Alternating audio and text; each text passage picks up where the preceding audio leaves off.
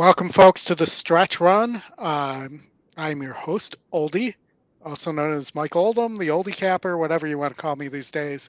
And I'm here with our good friend, Chris Walsh, who is our co-host for today and moving forward as well. And we will be joined by Scotty, the kingpin of EE, as I like to call him, around 3:30 Eastern. So I know we're all looking forward to hearing from Scotty. I know he's got some updates. We have a new segment we're going to be calling "What's Up with Scott EE," um, and so we're excited to have Scotty. That's going to be about monthly. We're going to have Scotty on to keep everybody updated. Hey Dave, hey Jared, Marco, um,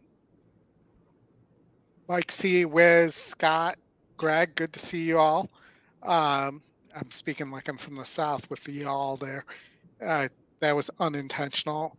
Looks like we have Gulfstream and Woodbine coming up first. We're going to be covering a lot at a very sloppy, wet track at Parks today. There's a mandatory pick 5 there. Kay Reed, good to see you. Yeah, so it's going to be an exciting day of racing, hopefully today, and an exciting day with Scotty on the show as well. So welcome, Chris. Hey, Oldie, how are you? Good to see everybody. Yes, Tony, no Belmont at Aqueduct today. They are rained out. Wiz, good to see you. Scott, Greg, all the rest of you, thanks for joining us. We'll get into some Gulfstream here in a minute, but we'll also be back on tomorrow night at 6:45 Eastern time for the Oklahoma Derby card out at Remington. They got a pretty nice card there. 8 stakes races, 2 of them graded. We'll be on for the last 5. So that should be fun. Yep. So Gulfstream, what do we have here? So we have race 5 here, pick 3. We could play a double as well. Or a try here. So the 7's your heavy favorite here. 1 for 10 horse, dropping, but previously did not, did beat 56s when it broke its maiden, but previously has run at 50s and not won. Seems like a little bit of a money burner, perhaps. Maybe this is the right level for the horse because it did just miss there, but still, you have to wonder if this race might be a little more wide open than it appears on paper. The 5 horse, I think doesn't look all that good to me here. That this was not a great group. I think anything can happen here. The 8 is a little interesting. The Walder horse maybe runs here. I really struggled with this race personally.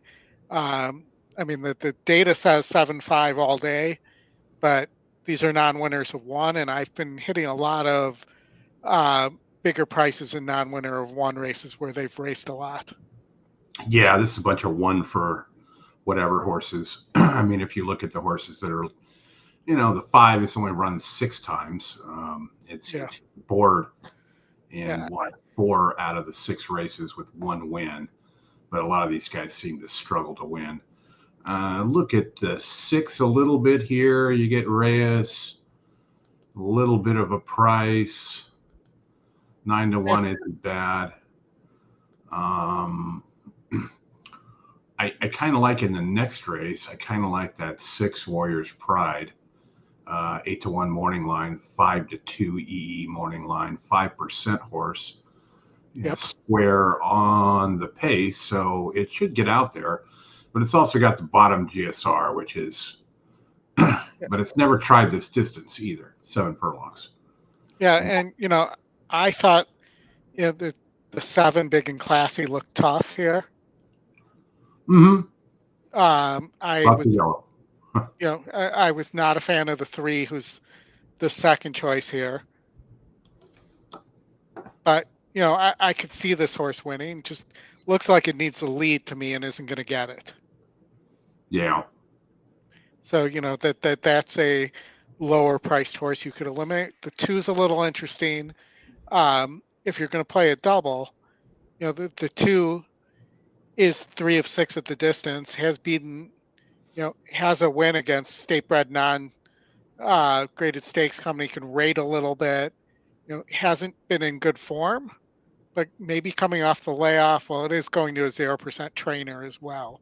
So I'm talking myself off there. But if I were to spread here, if I were playing the pick 6 and looking for a bomb in the opening leg, that 2 horse would definitely be something I'd be interested in. And maybe you play 7-5-6 2 double here. Well, 7-7 right now is paying 4-1, $4. I mean, that's not bad either. But I'm saying, you think you're going to get a bomb here if this 2 runs back to its previous races. I won the Pasco. Didn't run so good in the Sam F. Davis, but this is most likely an easier group for this horse. All right, I'll do a 2-6 double. Or 2-6 with 7 double. It's paying 34 on the 2 and 21 on the 1. $21.67. I talked you into it. Little action, nothing. Nothing to call home about. But all right, I'm going to do the same thing here. We'll get Gulfstream up for everybody, and then I'll see about getting my bet in here. So here's the player. Hello, Sydney from Louisiana. Howdy, Joe. Good to see you.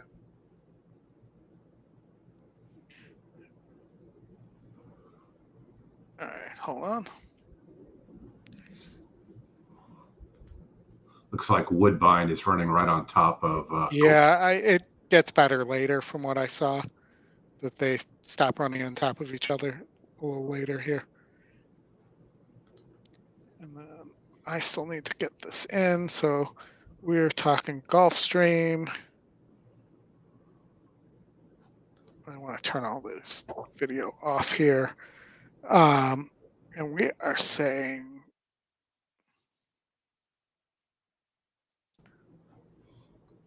5, 6.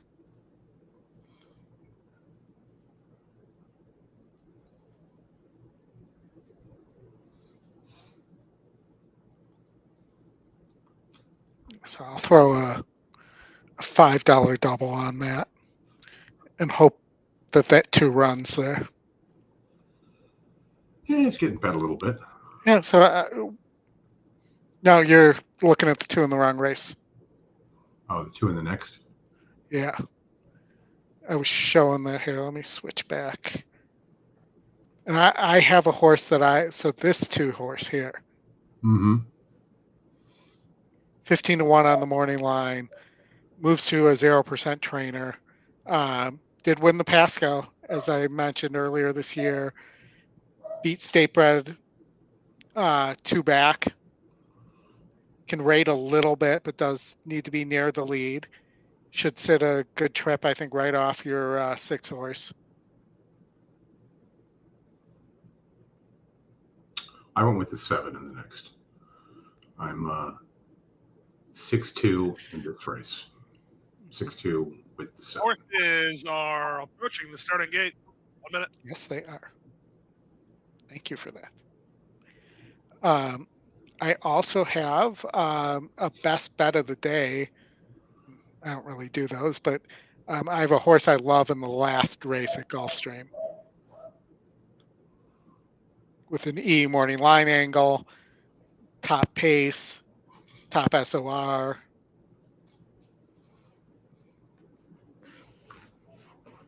That's a horse I'm excited about.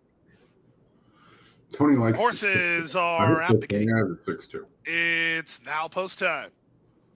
Tony likes who? She's spiteful favored on the strength of a class drop and the connections of Jose D'Angelo and Jockey Edgar Perez. Jose D'Angelo already on the scoreboard today, won the opener. 5-2 second choice, number 5, Amori Control. What's up, Chuck? Mikasa. Up, Chuck. Now, how are you? Extra Are Indy you and still in New York? Touring.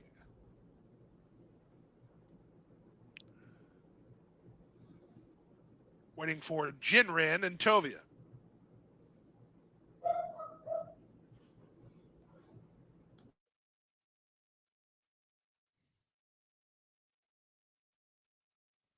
Jinrin, Jesus Rios to the outside.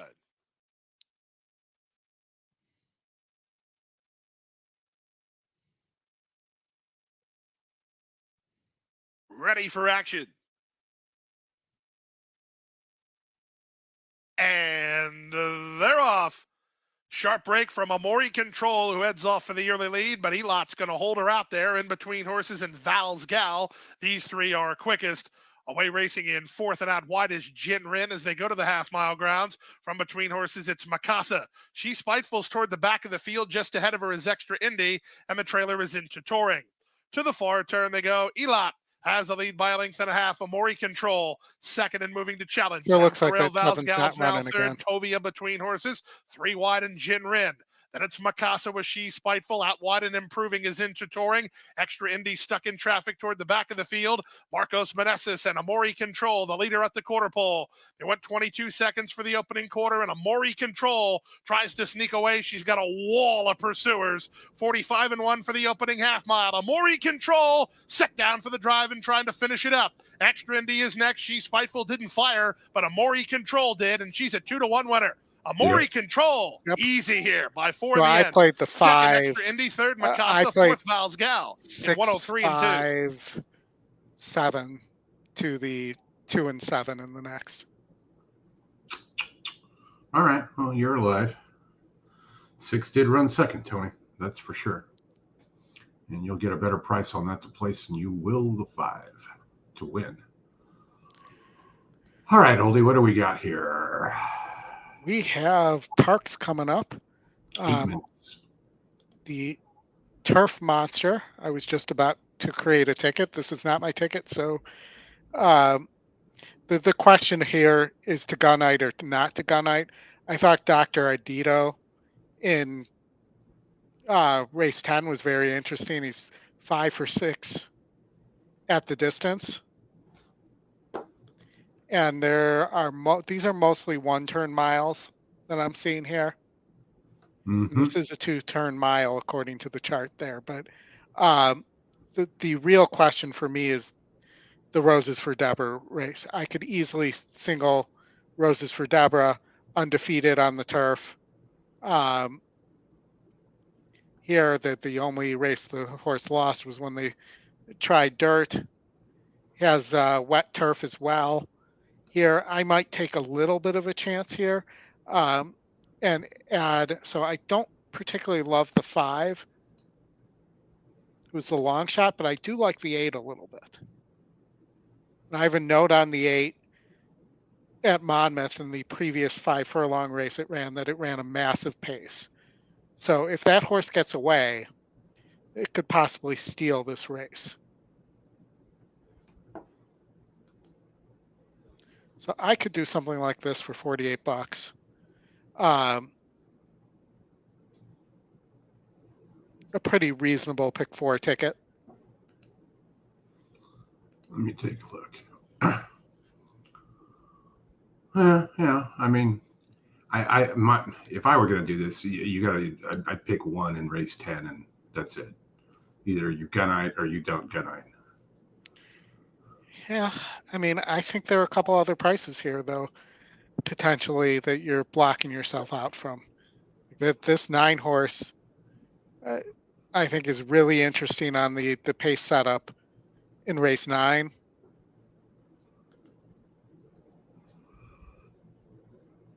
So the 9 and the 11, I think, are going to be sitting a possible trip here. The real question around this 9 horse for me is, as with any of these horses, we don't really know what a lot of these horses will do on soft turf. Yeah, it's odd that they carted 2 turf races back to back. Yeah, but I guess they just wanted to get, maybe it means less driving the tractor around. I don't know. Roses for Deborah, big favorite there, 36% percentage. And I mentioned this, that the other day, Roses for Deborah was going to be my single at the. I think I actually mentioned this on my class. I think Wiz heard it. Roses for Deborah was my original single at the PID at the Presco Masters. The one leg I missed in that pick 5 earlier this week, and scratched out to come here. Smooth B. 4, 5, 9, 10. Another potential interesting price here to mention. How am I missing? What am I missing here? Why is this coming up? Oh, I see what I'm missing.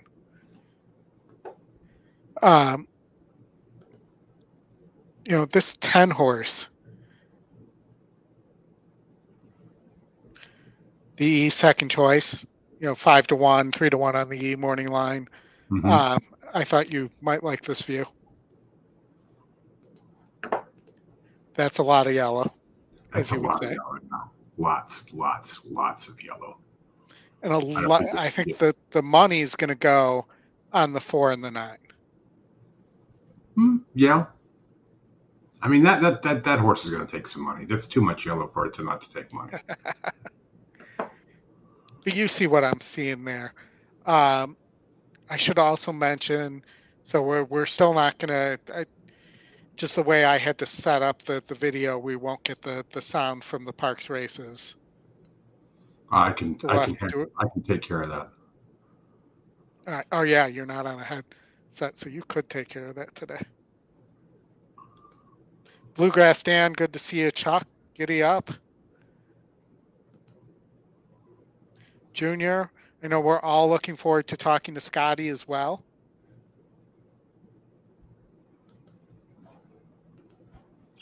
And guys, let me know how the video looks today. Chris and I are on our second week with what we think is the long-term fix for the video, where it will not be internet dependent, but just if you guys get any choppy video or anything like that, let us know.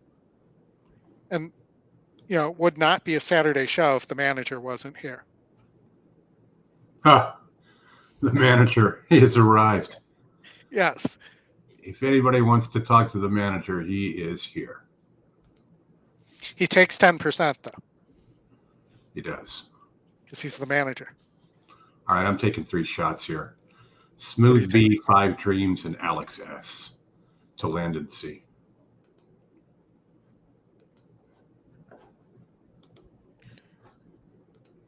I think it's nobody listens and all that magic here.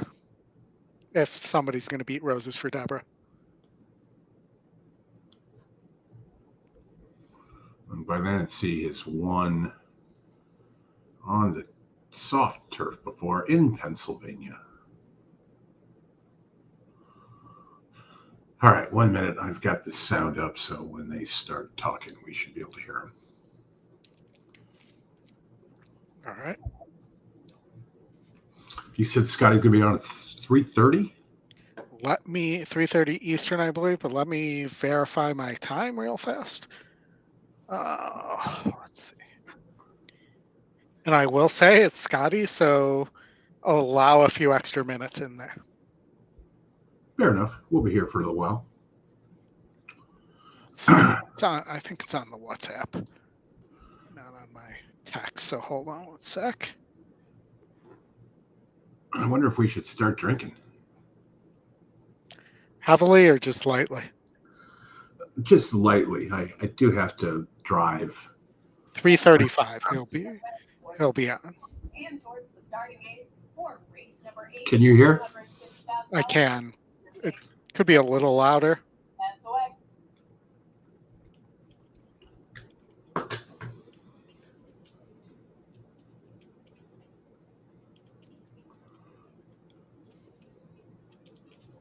How do I feel about harness racing? I enjoy it. I don't bet on it a lot, but it's not bad. He does not enjoy having that jockey riding on the cart behind him either. They had 24 races the other day in Ohio. That sounds like a lot. And I think a few of them ran twice in the same day. All right, when she calls the race, when we listen in the parks, don't talk because your volume is louder than hers. Okay. I don't have to talk anymore with you having the audio. So, Well, just and I won't ruin the race for you by you being behind. Yeah. Yes, Oldy did hit a nice pick 5 the other day.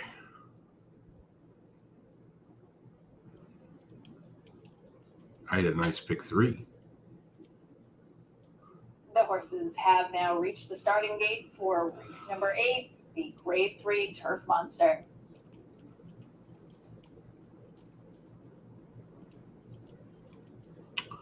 What track was that, Oldy? Churchill? Aqueduct? Oh, which one? Nobody listens. No, it wasn't Churchill. It was. What am I forgetting? And all that magic. It's terrible, isn't it? We hit Churchill the same day. Delaware? Yeah, it was the Delaware carryover. You're right. Ashley reminded me. All right. No, he hasn't been playing any GP Wiz. He's been not on the Gulfstream bandwagon. 5 Dreams is next. Next in, Determined Kingdom, a little reluctant behind the starting gate. It looks like they're having an earthquake.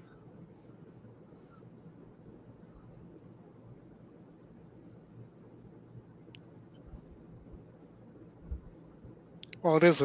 Maybe not having a turf monster there would be a good plan. Next I don't understand how they call it the turf monster when it's a 5 furlong and now we're just sprint. waiting on Patriarch Artie and Alexis. Yeah, I mean, a turf monster should be like 12 furlongs, 14 furlongs. 16 furlongs. Or should at least feature a turf monster. Mm-hmm. All right. Right, and We're getting ready to go.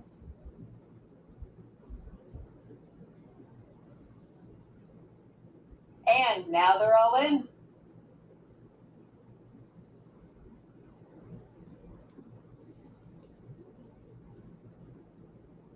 Off and racing. Bit of a slow start for Patriarch Artie. Broke towards the back. Roses for Deborah, quick out of the gate, but she has company. Nobody listens, quickest of all, followed by Smooth B. Roses for Deborah settling into second. Then it's All That Magic. Determined Kingdom securing his spot in 5th. Just Jeremy, 5 Dreams. Then back to Alexis as Patriarch Artie. And at the back is Surprise Boss.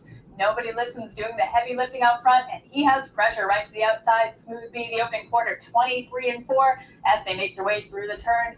Nobody listens. Smooth B, the Pennsylvania bred, bearing down on his outside. Then it's All That Magic. Roses for Deborah, looking for a little bit of room in on the rail. Determined Kingdom, 5 Dreams, Just Jeremy at the top of the stretch. Nobody listens, says, come and catch me if you can. On the outside, Smooth B is game today. Roses for Deborah, the filly needs to do a little bit better. Nobody listens to half, 48-2. There's about a 16th left to go. Nobody listens. It's going to be loud and clear. Nobody listens. Gets the win in the Turf Monster, followed by Smooth B. Roses for Deborah.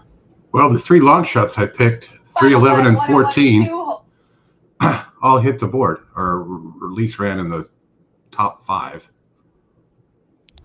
Yeah, my 8 didn't get the lead, but the 2 was a easy winner.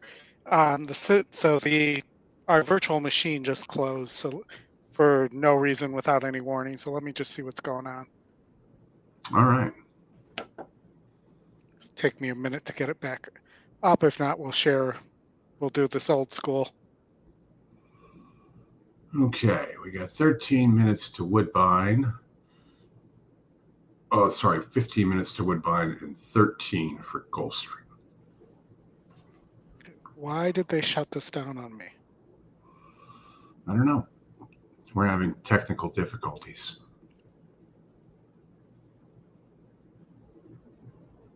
Sorry, I gotta wait for this to give me the virtual machines restarted here message, but should have it in a minute. All right, says we're started. All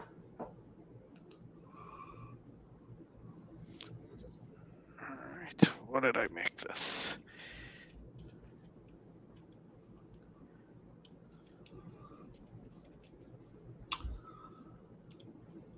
Maiden optional claimer. Woodbine race 5. And it seems like all the horses have really good works. All right, logging back in now. So just give me a couple minutes here. We also, we have Woodbine. We have Gulfstream coming up next, as well as I hawk up along here.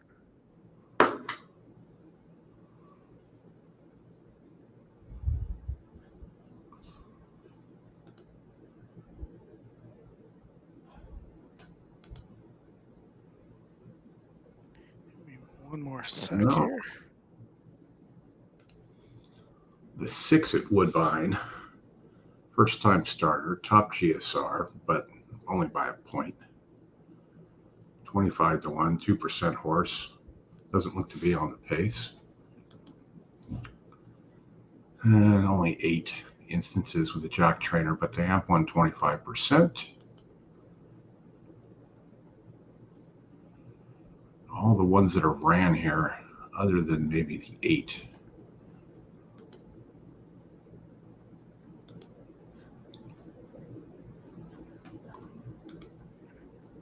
All right, we're getting there here. 1 or 2 more clicks and we'll have everything back up.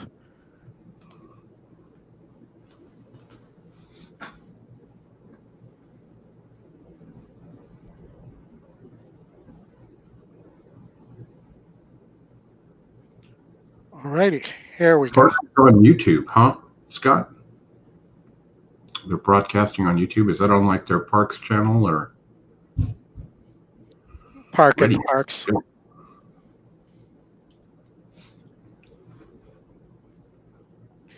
All right, we're back up here.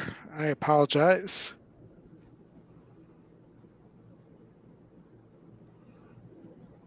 So let's see. We have coming up here.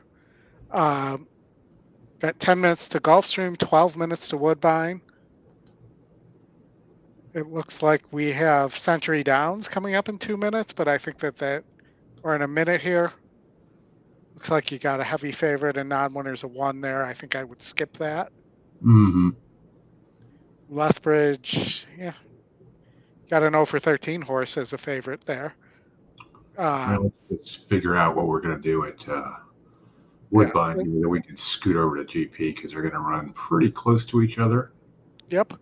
All right, so let's look at Woodbine. You mentioned, so this is the start of the Woodbine pick 6. Today's one of those days where you have a Woodbine pick 5 as well. Personally, I don't play the Woodbine pick 6 on non-mandatory days.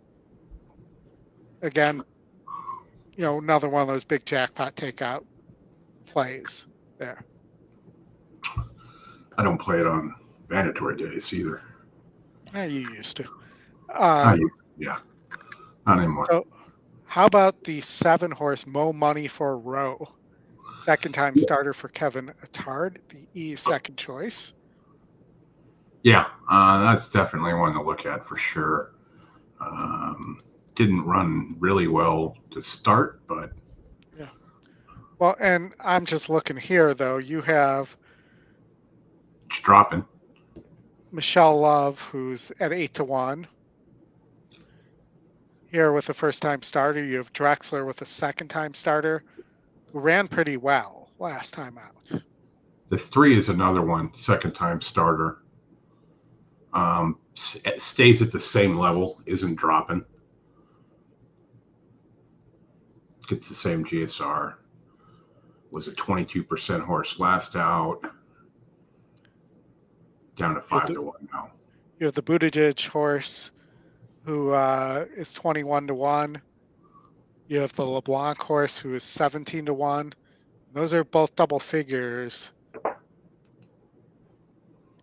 Totals. Let's see if maybe there's a single for a pick 3 in here where you could spread. Yeah, can you zoom in on that a little bit? It's really sorry. When I restarted this, I I'll fix this the better way. I have things on the wrong screen. Here, better, right? Yeah, the better It's with. just my higher res screen makes everything smaller. There's some yellow here on this 9. This 3 is pretty good. Why are you on race 6? Are you looking for a double? I'm looking for a double or a pick 3. I was leaning pick 3.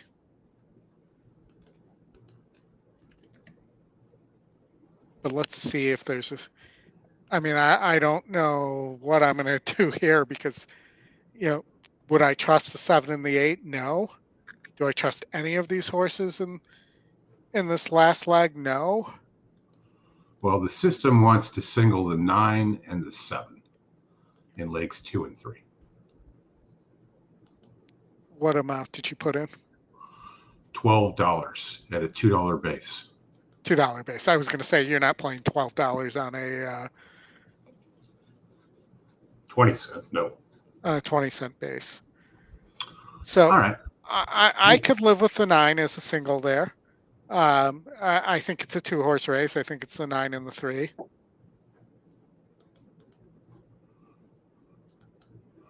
One, 5, 7, 8, 10, 11. And then I could go 24 here at the $2 base and add in the last and at least have the top pace horse that's 0 for 14 there, but just missed against similar. This is a really weak group. So I would do something like that.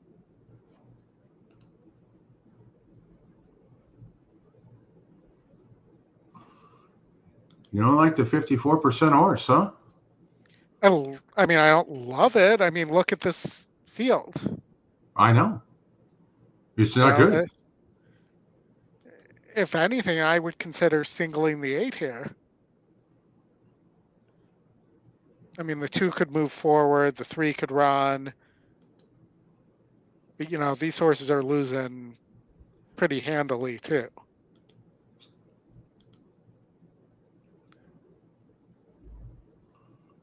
Woodbine feed is screwed right now. Let's take a look at that. No, it looks good. Nothing wrong with the Woodbine feed.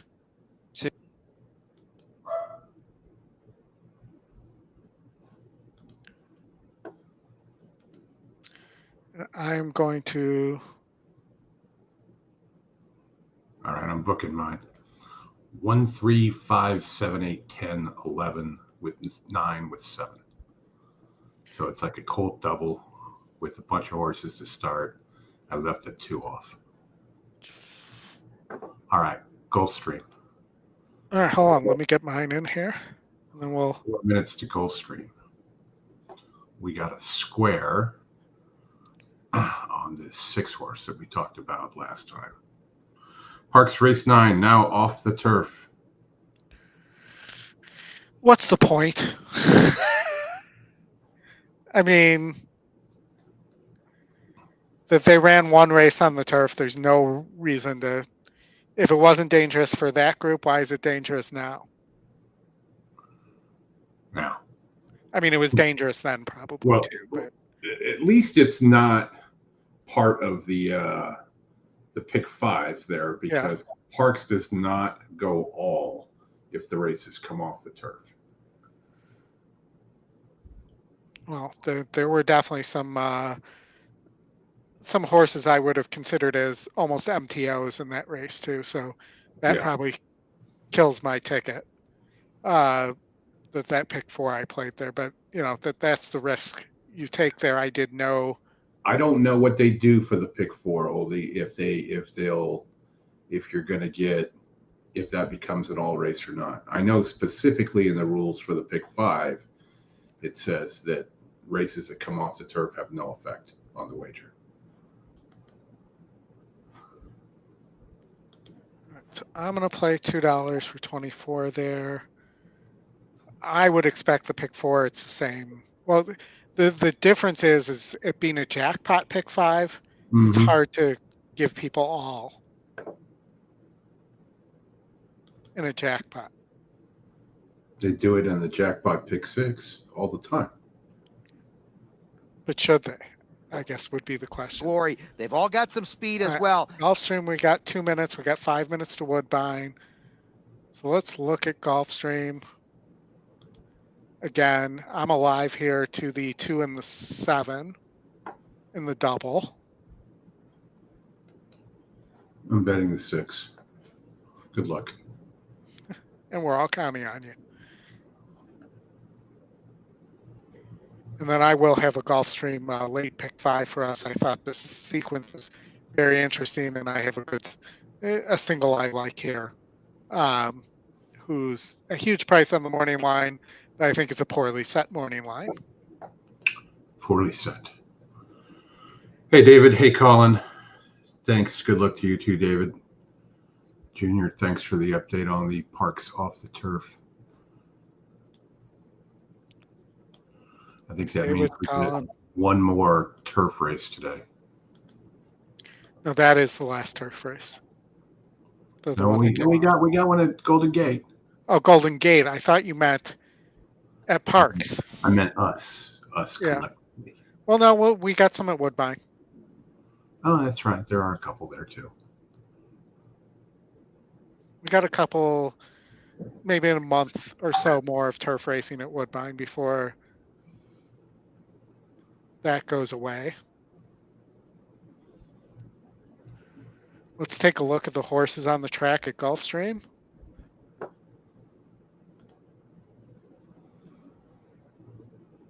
At least it didn't rain there today. The weather's been absolutely fantastic here in Florida. We'll get one more little warm up next week, and once we get to October, we should be back to better temps. Yeah, and this guy needs to be heels down, not toes forward. We may have one or two more nice weekends where today looks like it was a pretty nice day. What are you pouring in Boston, Colin? I'm pouring a little bourbon myself. Colin, welcome.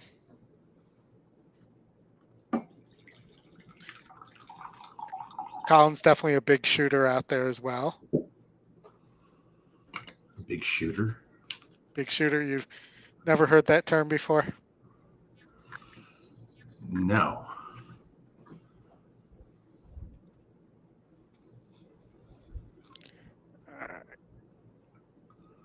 All right. I like the 6. I like like I said, I think the 2 is really sneaky here.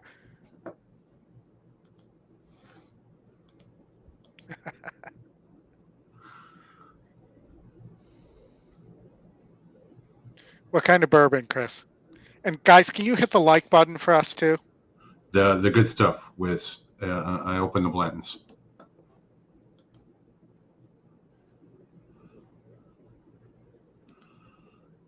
Have I told the story about how a bunch of my coworkers ordered a barrel of whiskey from Woodford Reserve? Mm-hmm. And this was like 2002, 2003, before I knew them, and they all go their separate ways. A bunch of them leave the company. They lose track of each other. All of a sudden, they get a call from Woodford. Your barrel's ready. When are you coming to pick it up? Oh shit! And that they could only that they had to rent a truck and ask them to bottle it. And I can't remember the number of bottles, but it filled like a Ryder truck worth of bottles, pretty much. And they couldn't find 3 or 4 of the guys and never did find them. Did they pay for it? Everybody pay for it up front? Yes. Huh. You don't get a barrel of paying after. 7 is a 1-horse race, huh? Big and classy. Even in a one-horse race, I'd find a way to lose these days. I mean, you could put the 7 over the 2-6 and pound that a couple of times. That'll pay okay.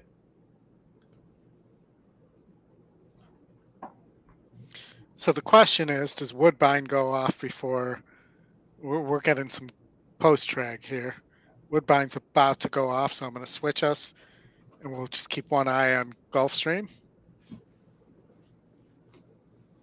More money for Rowe goes up. Of course, they're about to load as well. So now an even more lukewarm. Maybe we'll go favourite at split 7 to screen 2 here. Lady Wellington. The double box. Silent Attack has We come could in. go as high as quad Well, he's box, out but to bigger unfortunately odds. Pimlico's not running, so we could Take go the try longer box shot. today. Porsche's Run has The gate 10. octo box. Yep. Inspecting the betting here. Tabloid We should material. do the a 7-hour outside gate. show and say it's 7 Looks hours forward. of commercial-free horse racing. Yeah, and then when we get to like the And last it goes hour, in, so the they're last all in. 2 legs of the pick 5, we can Luck. call it the witching hour, Yes.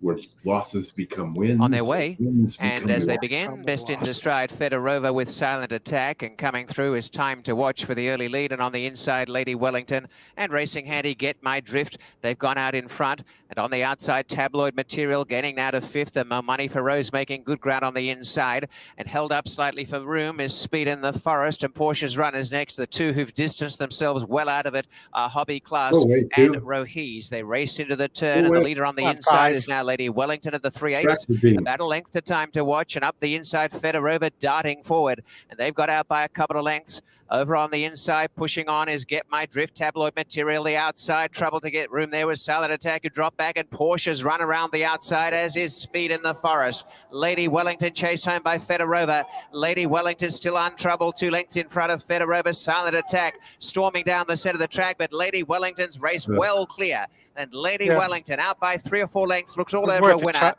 Interest to only make in the some money minors. with More the money for price Rose this year. charging late, but a big winner. Lady Wellington. Opening quarter speed. Warriors Pride has the lead. Warriors Pride 3 furlongs from home and a length and a half in front of Big and Classy, who starts to go after the leader in second. Shown Open Racetrack, Avant Glory is closing ground while third. Zydeco fourth.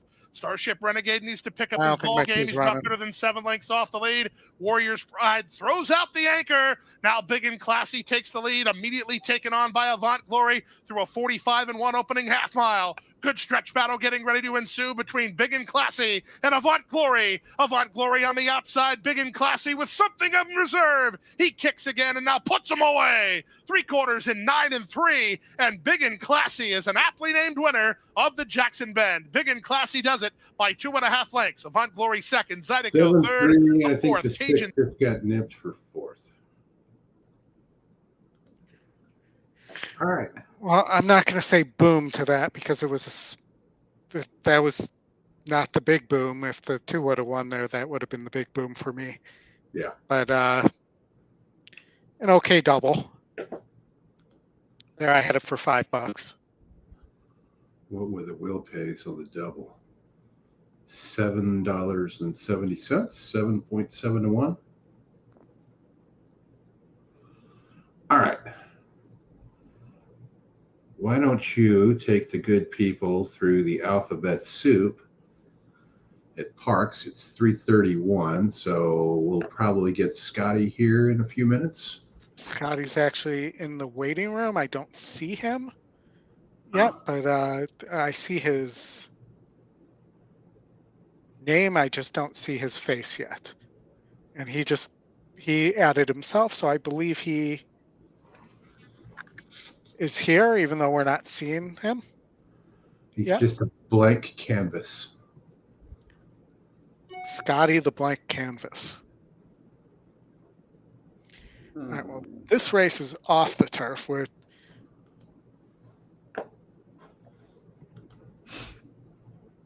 So let's look at who might run well on the dirt here. Invisible Hey, Man. Scotty, how you doing? Good. How's it going? Not What's up, bad, Scotty? not bad. Hey, Chris. You're back in Thank you. Florida. You're back in Florida, I see. In Florida right now. Leaving tomorrow morning for California. We just got back from Spain, Anna and I. Yeah. I So saw it's you. been busy. Yeah, I saw you were in Spain. How was the trip? It was really nice. We were in northern Spain, a town called Galicia, and that was really fun. We went to some beautiful places. What's up, Wiz? Hey, everybody.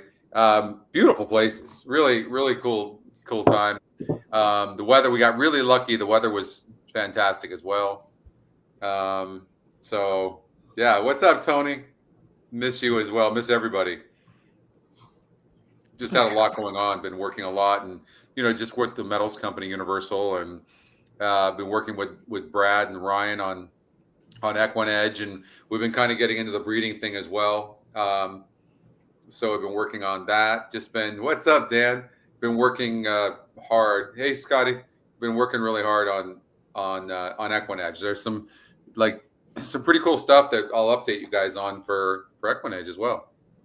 Yeah, look, the listeners are anxiously awaiting all of the stuff. We've been inundated in the chat of, can I get this? Can I get that? Can we do this? Can we do that? I know we've been really trying hard to get another developer as well. We're operating with 3 developers right now, so we're trying to get another one that's just a back-end program, what's called a back-end, so we can start making a lot more progress. But I can tell you one thing. On Monday, we have a new GSR coming. We've improved the GSR by 9%. So it might not seem like a lot, but it is. And so that'll be updated. And fast scratches. Have you seen that, Dan? Yeah, thank you. What's up, JR? Scratches have been super. Brad has done a fantastic job on that. That was really tough. Like we struggled. If you think about it, what we're trying to do is different than what anybody's ever tried to do. When you make scratches, when there's scratches, I mean, to update all the metrics, it's one thing just showing horses that are scratches, but to update all the metrics immediately is very difficult. So DC, what up? But yeah, we've increased the GSR 9%. We'll put that on what we call prod, which you guys see. Kevin in the house. What up, Kevin? So that's happening right now. Looking forward to that. I have a horse for you guys too. So I wonder if it's going to be the same horse I have. No, it's definitely not the same horse you have. It's definitely not. But can you go to Remington Park? Now, I'm counting on the new GSRs as well, which you guys don't have this yet. So, and I'll tell you guys what the new GSR is too. So go to Remington Park race 10, the 7 horse. And I'm going to tell you what the new GSR reads. And let's see here. Yeah, so I'm playing Remington tonight. And we're doing running today? Pardon me?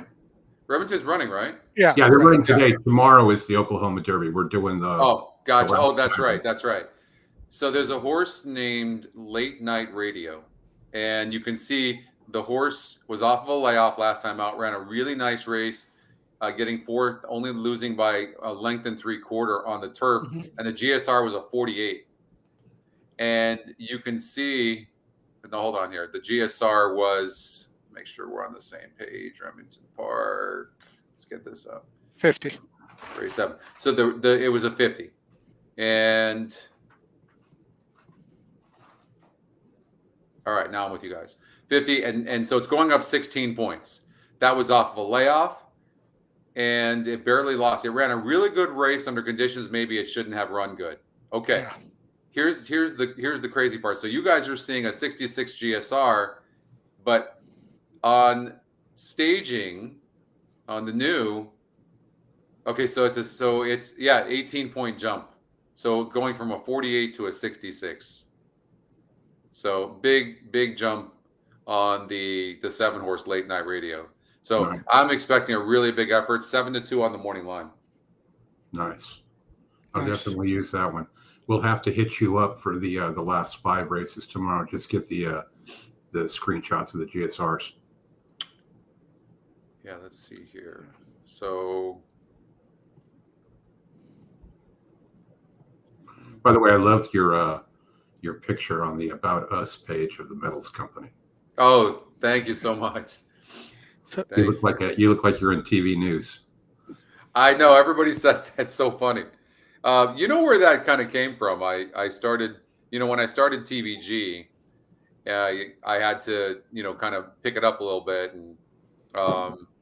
and so I started, suiting up all the time, and I would wear. Then I got vests, and I would start wearing vests with ties, and so I miss kind of dressing up. I never have to anymore, but I do miss dressing up. But why don't we go over Parks race number 9 since it's coming up? I'm sure you guys want to cover that, right? Well, and the system hasn't updated it yet. It updated the scratch, but it didn't update so they're now apparently off the turf for this race. Okay. They're off the turf. I didn't know what to do with this race off the turf, to tell you the truth. No, let's see here. Yeah, I think the 7 looks pretty tough in this case off the turf. I share the right tap. That would help. There's a lot of yellow there. His won pretty easily against similar non-graded stakes company, but against much weaker. This is a much weaker SOR, and has 2 of those wins on dirt. I mean, I hate to just say chalk, but if the 1 gets an easy lead, then maybe the 1 can go gate to wire. But those dirt efforts on the 1, or the dirt effort, I should say, on the 1 is not great. The 11 scratched out. Who do you pair that up with an exacta though? Which one of these dirt horses is going to run second? Is Maybe it the 6? I mean, why not the 6? I think that the 8 hasn't run against as classy of horses. I mean, I guess the argument for the 8 would be late pace, or if you have a bunch of tired horses here. I'm just looking to see. Well, 7-6 is paying 20 to 1 right now. Maybe the 3. I think it's the 3. As I look through here, the 1 horse has got decent dirt numbers. I mean, it's. I just don't like. It's never. Yeah, it's run on dirt. Right there. It's I mean, it's won $92,000 and 11 tries on the dirt. It seems like a better turf horse, but with all that speed, it could be very difficult on the front. It's got a good number, EquinEdge long shot. I could see the 1 running well. I would love that because I had a pick 4 ticket that's alive that before this came off. So that was put in before that came off. I definitely have the 1. I prefer the 1 to the 7. I do think the 3 is pretty dangerous here, though. Well, the 7-3 is paying 9, and the 7-9 is paying 9 as well. So if you like either of those horses and you take them both, you'll get 4.5 to 1. I'm going to go with the 6 and the 8 just because the 6. Chris, can you get the sound on? Because they are off. Oh, sorry. They are off. They're probably not off on my feed. No, they're not. Here, I can turn it up. I don't know. You guys won't probably hear mine, but I can try. Let's see. Let me know if you can hear this. Yeah, we can hear it. Yeah. Or not. The 1's on the lead by about a length, but in hand at 11 to 1, 23 and 3. 2's sitting nicely. 7's getting an excellent trip. Though, when you go wide like that, like the 7 around that turn, like it seems insignificant, but it does matter. It does. You have to be much the best to overcome those things. You really do. Remind me to complain about Rosario for a ride yesterday he did. Oh my God, he killed me. Just yesterday? Yeah, just many times, but yesterday was a brutal one.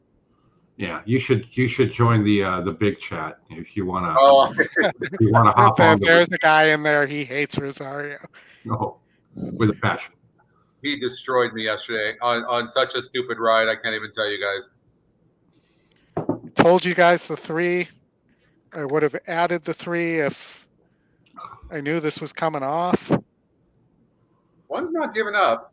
1's running really good. 3's going to win, but the 1's running very, very good. You're going to beat this 3 to 5 favorite. Yeah, it's going to be 3-1. 3-1. That's a nice exacta too. $107. I think one got second over the two. It's close though, but Yeah. good call, Oldie, on that. So yesterday, I'm not going to remember the track for sure, but there was only 6 horses in the race. Rosario was on by far the best horse in the race, and he was the second fastest horse. Only 6 horses. He's on the outside of the front runner. Easy, in hand. When I tell you guys, he grabbed the horse and went behind the one that was in the lead. Behind.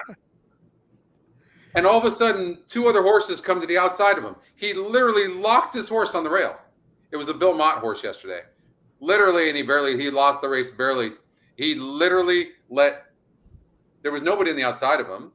He was only 1-2 wide, sitting and then for whatever reason decides to literally park right behind. It's not like there was 10 horses in the race. It was the craziest thing. Never seen anything like it.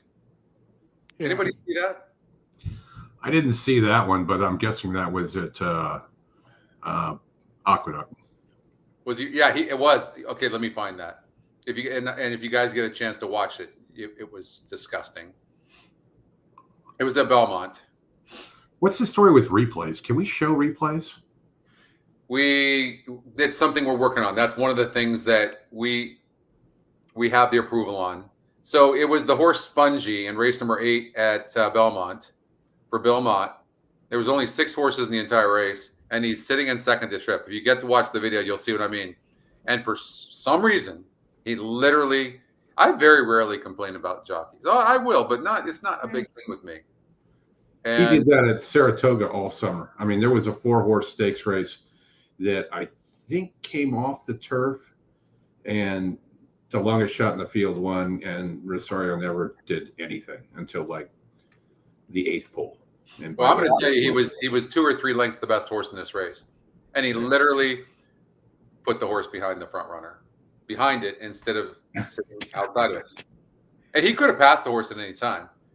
It was just a crazy ride, one of the craziest rides I've ever seen. I just don't get it. Like, this is a guy who he had like 26%, won like $30 million like 2 or 3 years ago. Like, I don't know.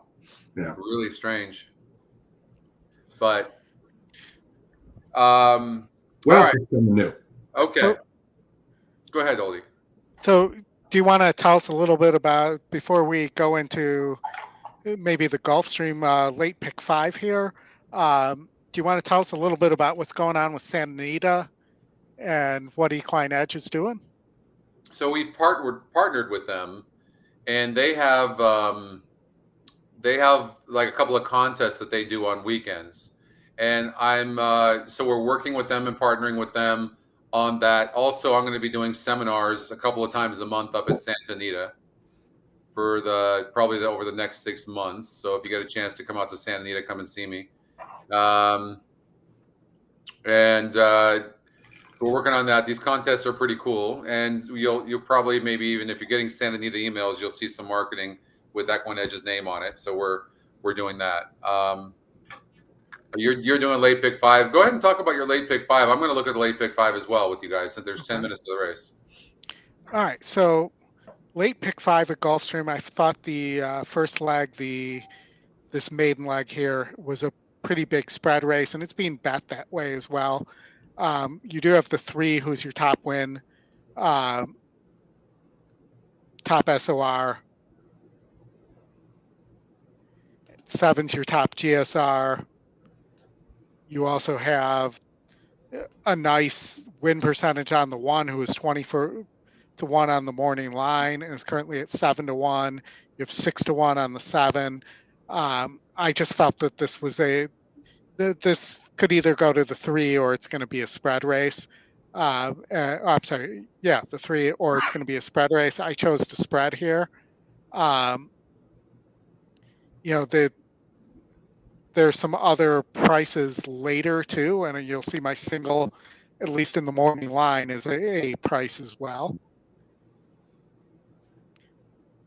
Like 2 here, I'm just 3, 4, 7. You'll see the 3 and the 7. I'm not using the top choice here. The 6, Lucky Per Dot, who I did not really like. The 3's a little interesting, moving up in class. The 7's at the long shot and is also your second win. And those long shots do pretty well. That's a 20% plus play on the long shot. And then you have the 4 here. And I thought this 4 is very, very interesting coming back to synthetic and the speed of the race here. Even though it's only 7% and 4-1, this was my top choice here. In race 8? In race 8, yes. Yeah. Starship Agenda? Yep, top GSR, top SOR. Top pace, top GSR. The 3 horse has the lowest pace. Yes. Yeah. The 4 horses who I'm talking about there with the square. You like the 4 or you like the 3? The 4 is my top pick. The 4 is your top pick? Really? Yes. So returning to synthetic. Okay. So getting the bump in GSR. Beat 66s at a mile 70 on the synthetic for D'Angelo back at the end of April. And hasn't been on synthetic since then, coming back to the surface. Has almost a 20-point pace advantage, is your top GSR.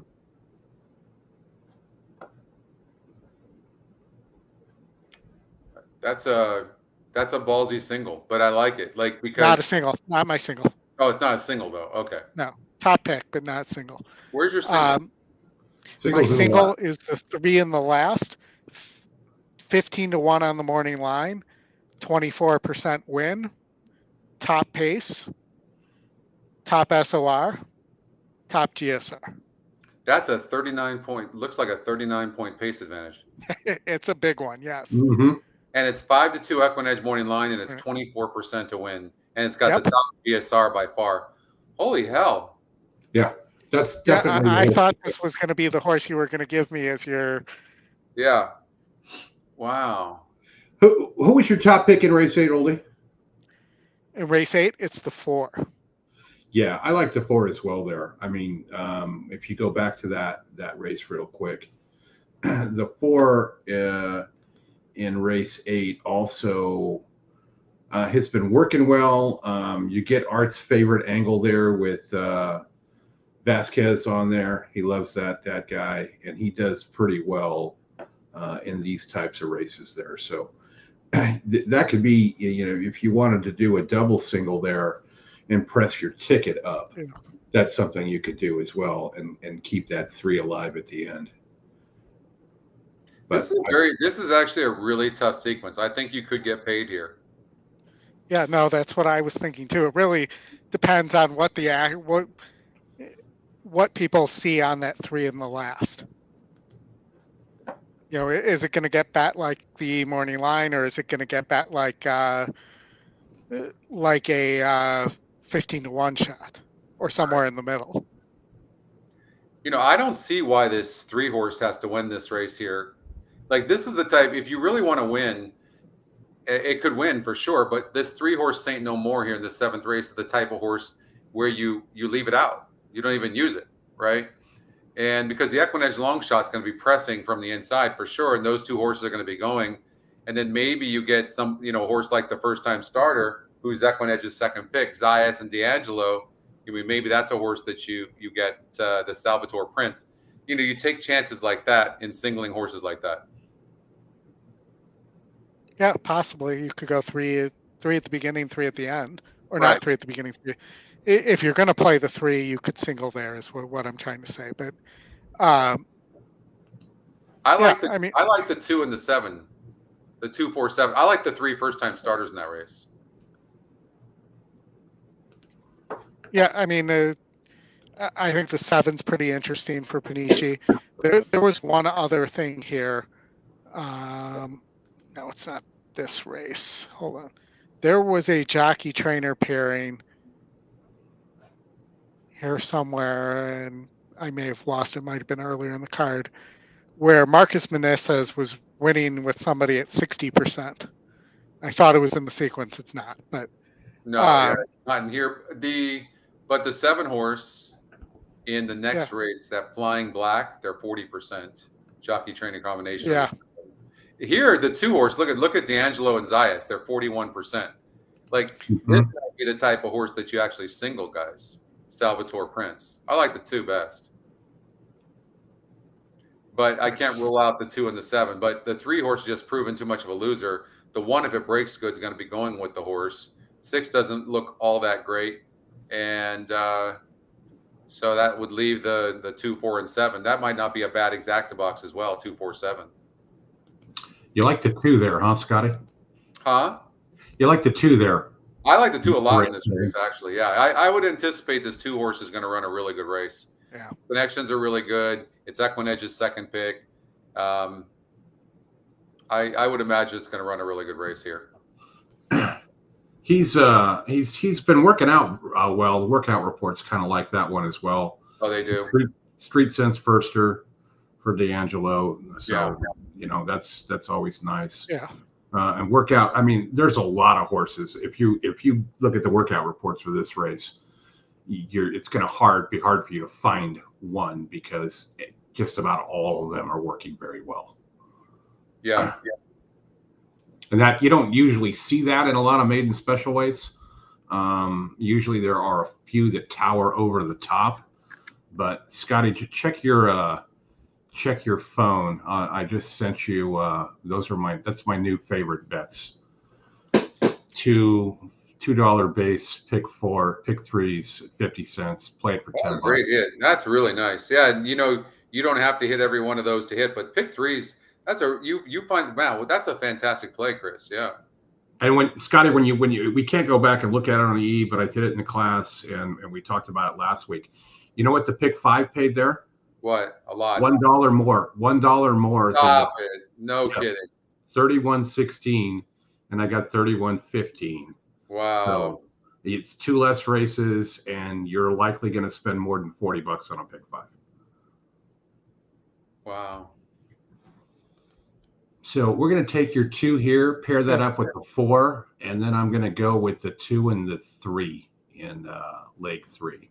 Yeah, so, I'm actually, as we speak, I like the 4 and 7 as well, but I think the rest of the card is the sequence is really tough, and so I don't really see. I think it's a good chance bet, the 2, and then because you could really see some prices in the next legs.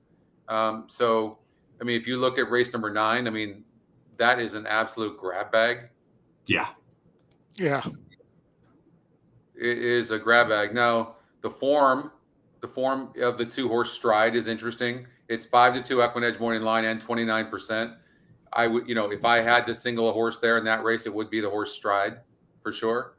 It's tactical. It's got, 3 wins and 9 tries going, let's see, a lifetime.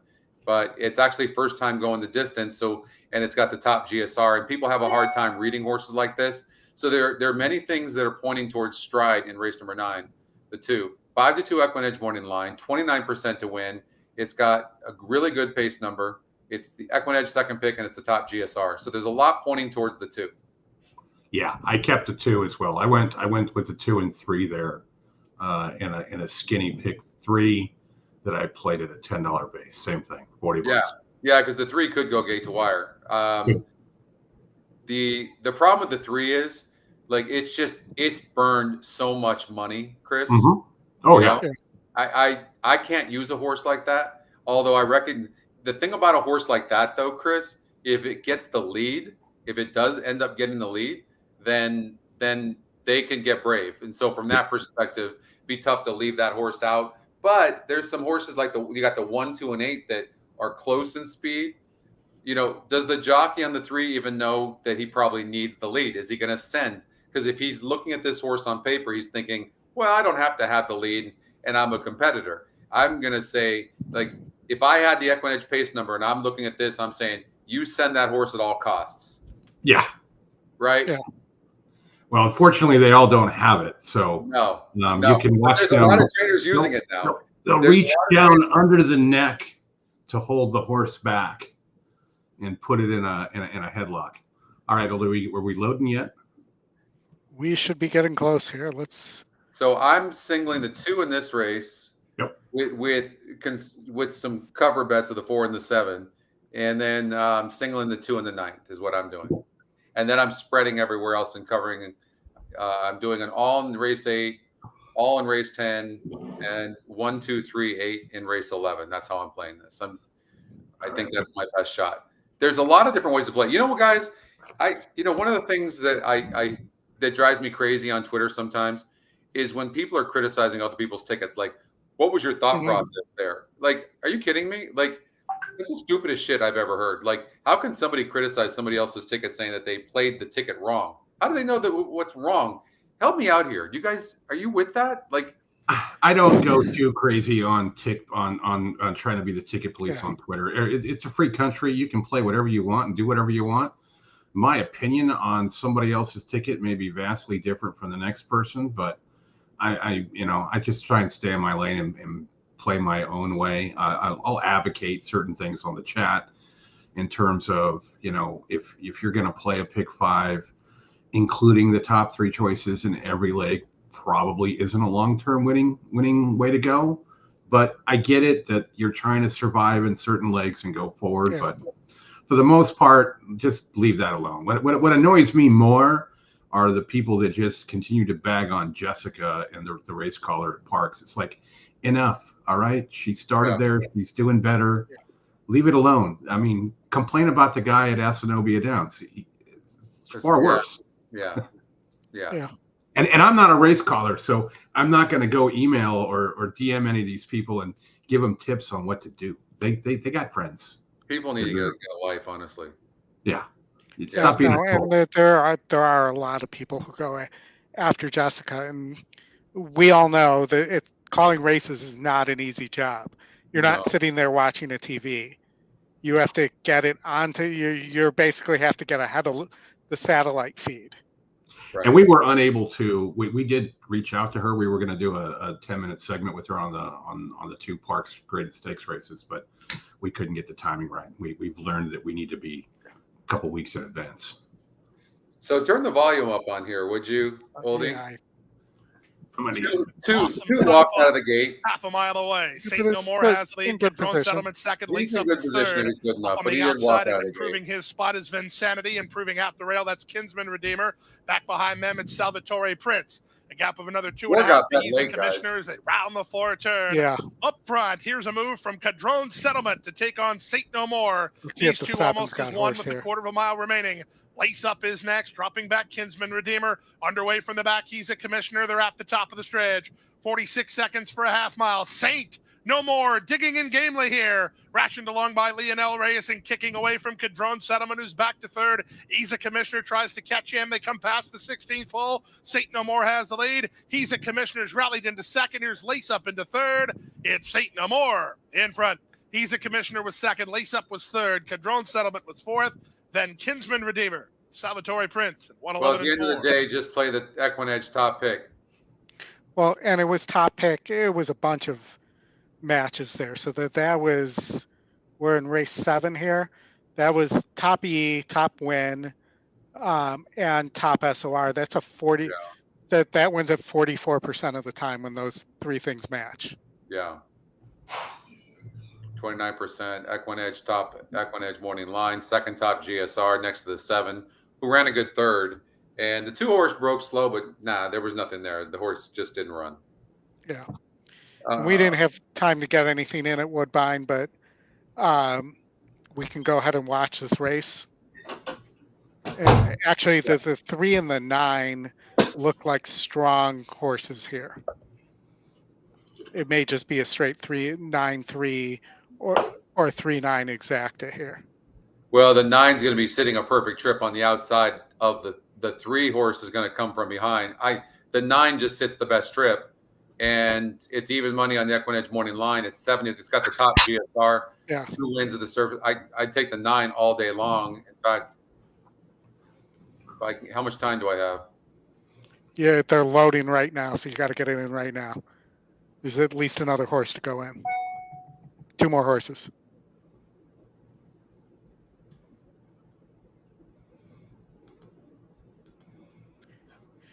Don't worry, Blue Glass Dan. We're ready with the Parks late pick 5 as soon as this race concludes. I mean, this is like, it doesn't mean he's going to win, but all things being equal, the 9 sits a beautiful trip, right? And his speed advantage, the 9 and the 3 both look really good, but the 9 should sit the best trip. And from that post position, and that's the advantage it has over the 3 here, but we'll see if it plays out that way. And I played a 9-3 cold exacta. I bet the 9. Scotty probably killed their odds. No, I didn't. But I hate the ride the jockey's giving the horse. Yeah. I don't get it. I mean, here's a horse that's extremely tactical, and he grabs the horse and sits. But maybe he didn't want to go wide. That's a possibility. But the 3's he's going to end up going wide anyways. Yeah, and the 3's the one sitting the best trip now. It's a very interesting trip. Oh, These are the things the algorithms don't know. And black. No, They aren't going too fast. Union Colonel and Chancel share the lead as they stack up, and moving into it are Yorkville. I don't get the over ride on the outside. Dodge Vision's about 5 wide now. Master Spy's had a fantastic run right behind them. Gills will have to swing wide as they corner. It'll be a sprint for the judge, and out in front. Going forward on the outside to take the lead is Chancel narrowly up the rails. Master Spy's coming through. Union Colonel wilting, and down the outside Gildsman, Emma Jane Wilson and Master Spy come through to hit the front and race clear. Gildsman's coming down the outside, and it's between them. Master Spy in front. Gildsman rocketing home down the outside. Is Gildsman a shade the better? Gildsman on the outside just got too much. Gildsman wins again. I mean, Master Spy had every chance. 7 wide? Third is Jack the Cat, then Chancel. The rest headed by Tom Cat. I mean, Ollie, don't you hate it when we have guests on the show and they come on and just ridicule the jocks right away? I mean, I know, right? Before the results of the race, right? I know he won the race. To sit there and criticize a jockey that just won the race is stupid, and it is. But you're right. You're right. That's not the winning move that you're going to make all the time. No. You don't see Pratt do that a lot. You don't see Umberto do that a lot, or you don't see Johnny Velasquez do that a lot on the turf. Yeah, don't see it. That's a 1% move. That is. That's not a winning recipe whatsoever. Now, the one thing you should do in that race that people will not see, and it won't be in the trouble line, is that the horse was probably 2 or 3 lengths best, and there was. I want to say there was 3 or 4 lengths back to the third place horse, guys. Right? Yeah. It was a distance. All right, Oli, let's get over to Parks. Before you get into your ticket, go just real quickly. Go back to race 1. Race 1. Okay, I'm going to go to a different screen so I don't have to reset the ticket. It's way easier to do it this way. We're learning. Okay, so you had what? Even money 420. What? Even money horse 420, right? And then go to race 2. $4. Yeah, $4 horse. Go look at what the double payout is. It was, well, you don't remember, but you and I have looked at this first leg of the opening daily double at Parks. For whatever reason, seems to pay better than it should, and better than the rest of the card. Yeah, it's just crazy. I mean, what, 6.5 to 1 there for two even 2 1-to-1 horses. Mm-hmm. But there were a lot of horses to spread there. And you got 6 to. You got what? What did you get at Woodbine? I think you got 6 to 1 on that. 9-3. I played it as a $10 ice cold exacta. Should have played it bigger, but 6 to 1. Yeah. I had a win bet on the 9, smaller than Scotty's. I wasn't going to play that at 3 to 1, but I would play that at 6 to 1. You know. Sure. And I wasn't going to cut my value in half when I thought the 9 was going to win. So that was that's what I did at Australia last night at 2 in the morning. 8.5 to 1 on an easy double. Put $1.20 on it, and I'll take it. So we're 4 minutes to the Parks mandatory. So I know there's some interest in the chat about this. Scotty, do you have any strong opinions here? For me, I used Gunite defensively here, but Gunite's 0 for 2 at the distance. Flip to the other screen, Aldi. Oh, that would help. Yeah. I mean, Gun Knight's not going to lose this race. I mean, I had a note 3 back that the horse didn't change leads. You know, but it's just, if you look at what this horse is facing, there's just not much. The horse, I will tell you this. I think that the 7-horse Dr. B is going to run a much better race. I don't like the 7-horse at all. No. Note that the 2-horse Dr. Ardito is 5 of 6 at the mile distance. Granted, has been facing easier, but versus Gunite, and you can't see this here, Gunite's 0 for 2 at the mile distance and also 0 for 2 turns, and this is a 2-turn mile. And the 2 is 5-2 on the EquinEdge morning line. Yep, and the second choice. No, I mean, this is a super nice horse. I mean, look at 7 wins and 10 tries for $372,000. I mean, this is a super nice horse. Yeah, the 2 is going to run a good race. Yeah. The GSR goes up. And then Mish could steal this on the front end. We saw Safi do this at Presco earlier this week with a horse and steal a race on the front end. You know, that could happen. And then the 4, to me, the 4 was a little bit of an interesting horse. It's tactical, will be, you know, and wants to sit right off. Trainer most people don't know. Gets Paco here, who rides a lot at parks and, you know, knows this course and knows how it plays when it's wet. You know, that's my long shot there, the 3 and the 4. But, you know, they're at least interesting. I think Gunite wins this race just off class. But I like, you know, if I'm taking a shot at a single here, I took my shot on Pretty Mischievous, the Kentucky Oaks winner, all the yellow and grade 1s. Here, I think gets another perfect setup. You know, the other option here is Ceiling Crusher, goes gate to wire, and it's just too quick for everybody. I don't see the 3.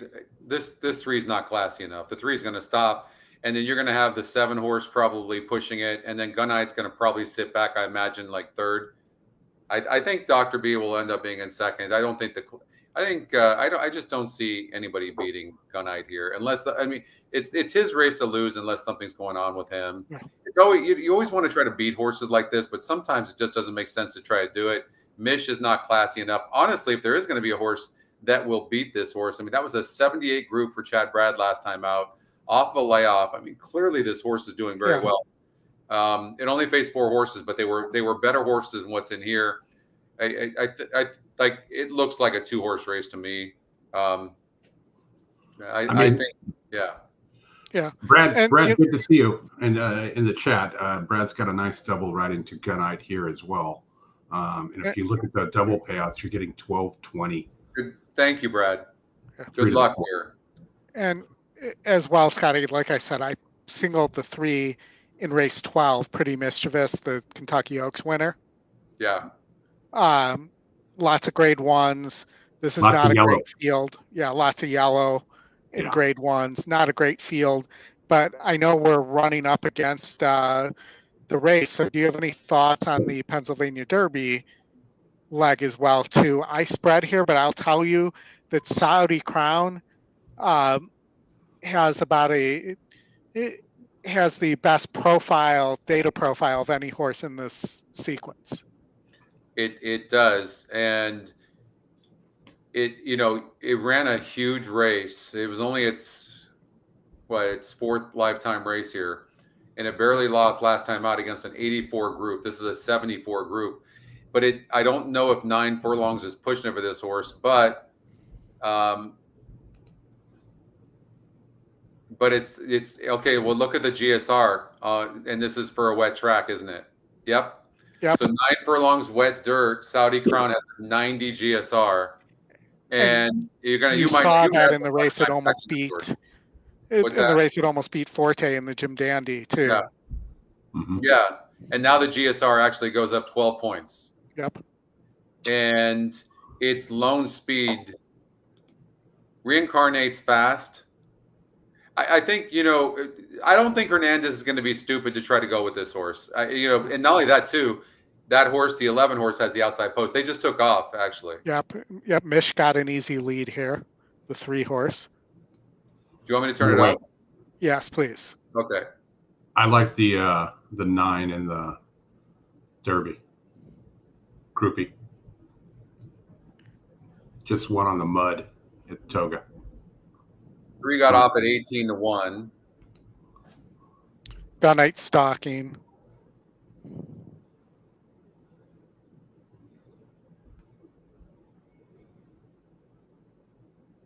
I mentioned this 4 that I thought might run well. He's all out. The 4's all out already. 2's not going to run at all. No, 2's not running.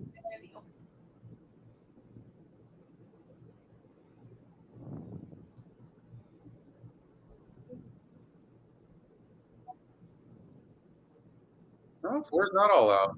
Still has horse. We'll see what happens when he turns for home, whether Gunite has horse or not. 4's running huge. He's giving Gunite a really rough. He's going to win this race. Gunite's not changing leads. Left-handed right now is a smart move. No. Wow, huge. Do I get a boom for that one? Yeah. Nice job. Good start to the mandatory payout pick 5, the jackpot pick 5 there. Huge, more than big. It's massive. So big. Beating Nimitz class beating Gunite is huge here. That is huge. Wow, what a nice get there. You think that this was run on fast dirt? Gunite just wins though. No, I don't think Gunite wants 2 turns. I was talking in the chat about that yesterday. That every time they try to run Gunite at 2 turns, this is what happens. Yeah, it reminds me of Life is Good at over there in Saudi Arabia or Dubai or wherever the heck he lost. Yeah, I mean, if this was a 1-turn mile, maybe. I think Gunite wins easily. Yeah. And they keep trying to make Gunite a miler. Like that's where they placed him in the Breeders' Cup dirt mile last year, even though he had been winning sprinting. And this I'm assuming was a prep to see about that, because Santa Anita I think is 2 turns for a mile also right now. Yes. Until they get that new chute ready. That new chute isn't guaranteed for a mile on the dirt. Okay. But let's say they did.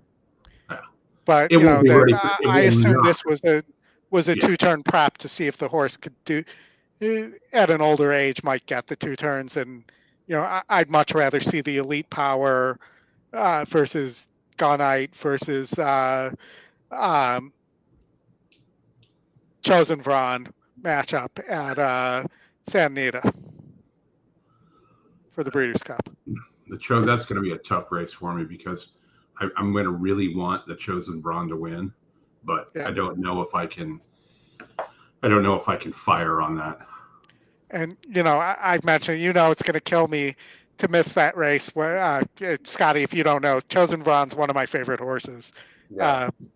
But it's going to kill me to miss that race because I'll be filming chair routines at my daughter's final showcase, or preseason showcase, I should say, before as she's a senior in high school. So this will be her last season. So family always comes first, and I'm happy to be there for her. It's going to kill me. I'll be switching back and forth on my phone trying to take peeks at the Breeders' Cup races that day. Yeah, I think Razor had the same thing on opening day of football. He had to go to a baptism, and one of his buddies took a picture of him sitting in one of the church pews, and he's got his phone, and you could see the football game on the phone. Yeah, see, I film for the entire gym. Yeah. So if you want to see something funny, wait, I'll have somebody take a picture of me on top of like a 12-foot ladder, so that I'm above everybody, hanging on for dear life as I'm filming. Oh my God. But one more time, and we actually have a 2-day showcase because they're doing some showcase that is open to the public as well the next day as well. So going to be a nice finish for her. She was actually appointed captain of the Jim's Worlds team as well. So Wow. really exciting things going on for her as we try to figure out where she's going to go to college next year as well. So lots of stuff going on in the Oldie household. All right, 10 minutes to go. By the way, guys, I was watching the documentary yesterday on Steph Curry. Have you guys seen that? I've not. No. It's very good. It's very, very good. Yeah, I mean, Steph was scrawny, even more than he is now. He looked at baby face. He looked 12 playing with guys that were 20, and nobody was interested in him. And the coach at Davidson saw something in him, but what was interesting was in his first college game as a freshman, I mean, to say he stunk it up was an understatement. And the coaches were talking and said, we can't play him. We cannot play him right now. Yeah. And the head coach said, we're going to stick with him. And that was I think his entire trajectory of his career possibly goes a different way if the coach makes a decision to sit him out and say, hey, you're going to barely get any playing time during your freshman year. Like possibly, you never know, but like, it's crazy. It just goes to show you how delicate life is. Yeah. Did you see the video of him on Twitter the other day in the gym? He's shooting threes from the corner. And I don't know, it was 5 minutes straight. He must have shot 100 balls. I think he missed 4. He's sick. Like, I've never seen anything like it. Like, I've been watching basketball since I was 4 years old. But he also had a video where he shot, like, I want to say 7 hook shots from 3/4 court and made all of them. Yeah. That's so impossible. I once saw a video of Kevin Love when he was at UCLA. He hit 7 full court shots in a row. Wow. And what's even worse is that Steph's a really good golfer too. He's a scratch golfer, I believe. Yeah, he won that. They do that funny tournament every year in Tahoe, and he won that one as well. But yeah, crazy. Guys, the other thing we've got going on right now is I know I talked to you, Oldie. We've finished 2 of the 4, but you're going to get statistics for the trainer on. If you go to HandyView, you'll see. If you can go to HandyView for me, I'll show you. Yeah, hold on.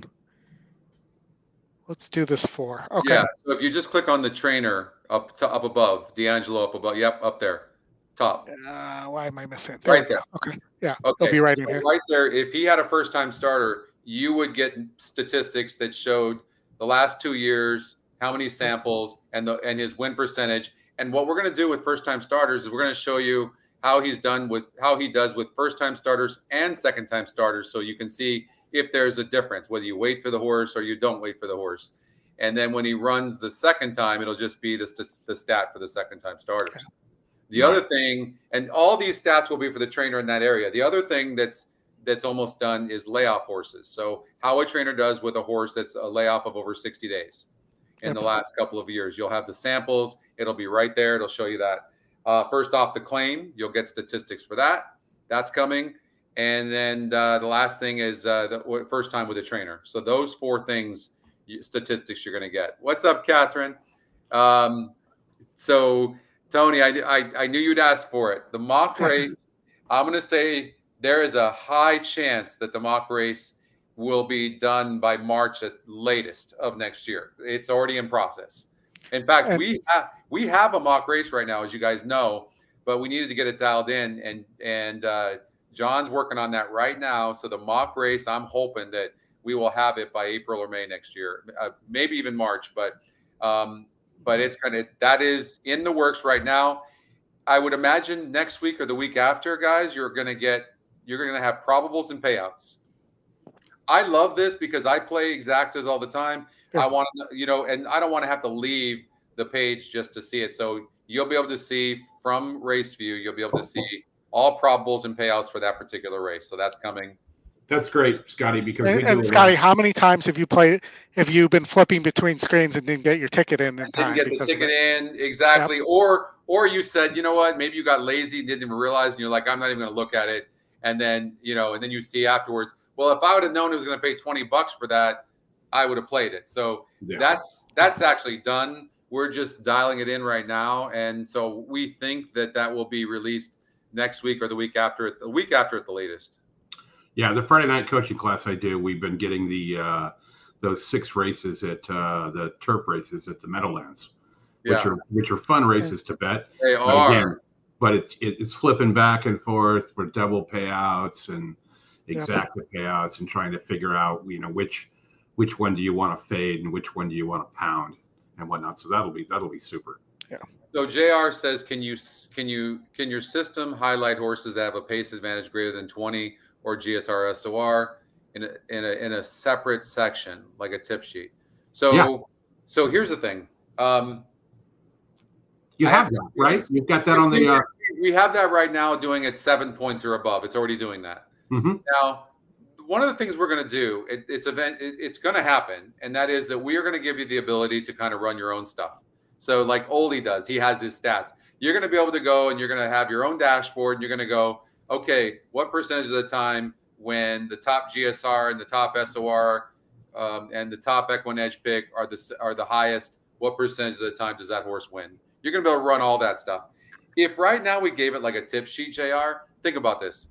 The minute, and I don't have these numbers, and the reason is that I'm not going to take my limited small programming staff away to do stuff like that when there's so many things that we have to build, and it takes so long to build this stuff that you could say to me, hey Scotty, I just want to know what the statistic is for this. That completely could take a day, and they're taken away from all the stuff. Does that make sense? So it's not so simple. It seems like it. Oh, there's just an easy stat. Give it to me, but it's not so simple. And so that's the reason why we don't do it. But eventually, that's where we're going to go to, and you're going to be able to run your own numbers. But imagine I did this. Let's imagine I ran something, and I found out that something hit at 50%. So whenever this situation happens, and I gave that out to every single EquinEdge customer, whatever that is not going to be worth playing after one day. Correct. I've said that all along, Scotty. It's like, people have been saying like, well, if the GSR and this maiden race with this and that and the other pays 22%, that's something I would bet all the time. Yes, you and the rest of the universe. Exactly. Like, Scotty, then they would have to subscribe to EquinEdge to know those things, though. Well, but people would do it. It would get out on Twitter and so on. But eventually they wouldn't, because they're gonna. You know what they're gonna say, right? What's the number one criticism you see? Oh, you gave out a winner, but it paid $340. I can't help what the damn thing is gonna pay. Yeah. Yeah. But if we could only get back-end database access.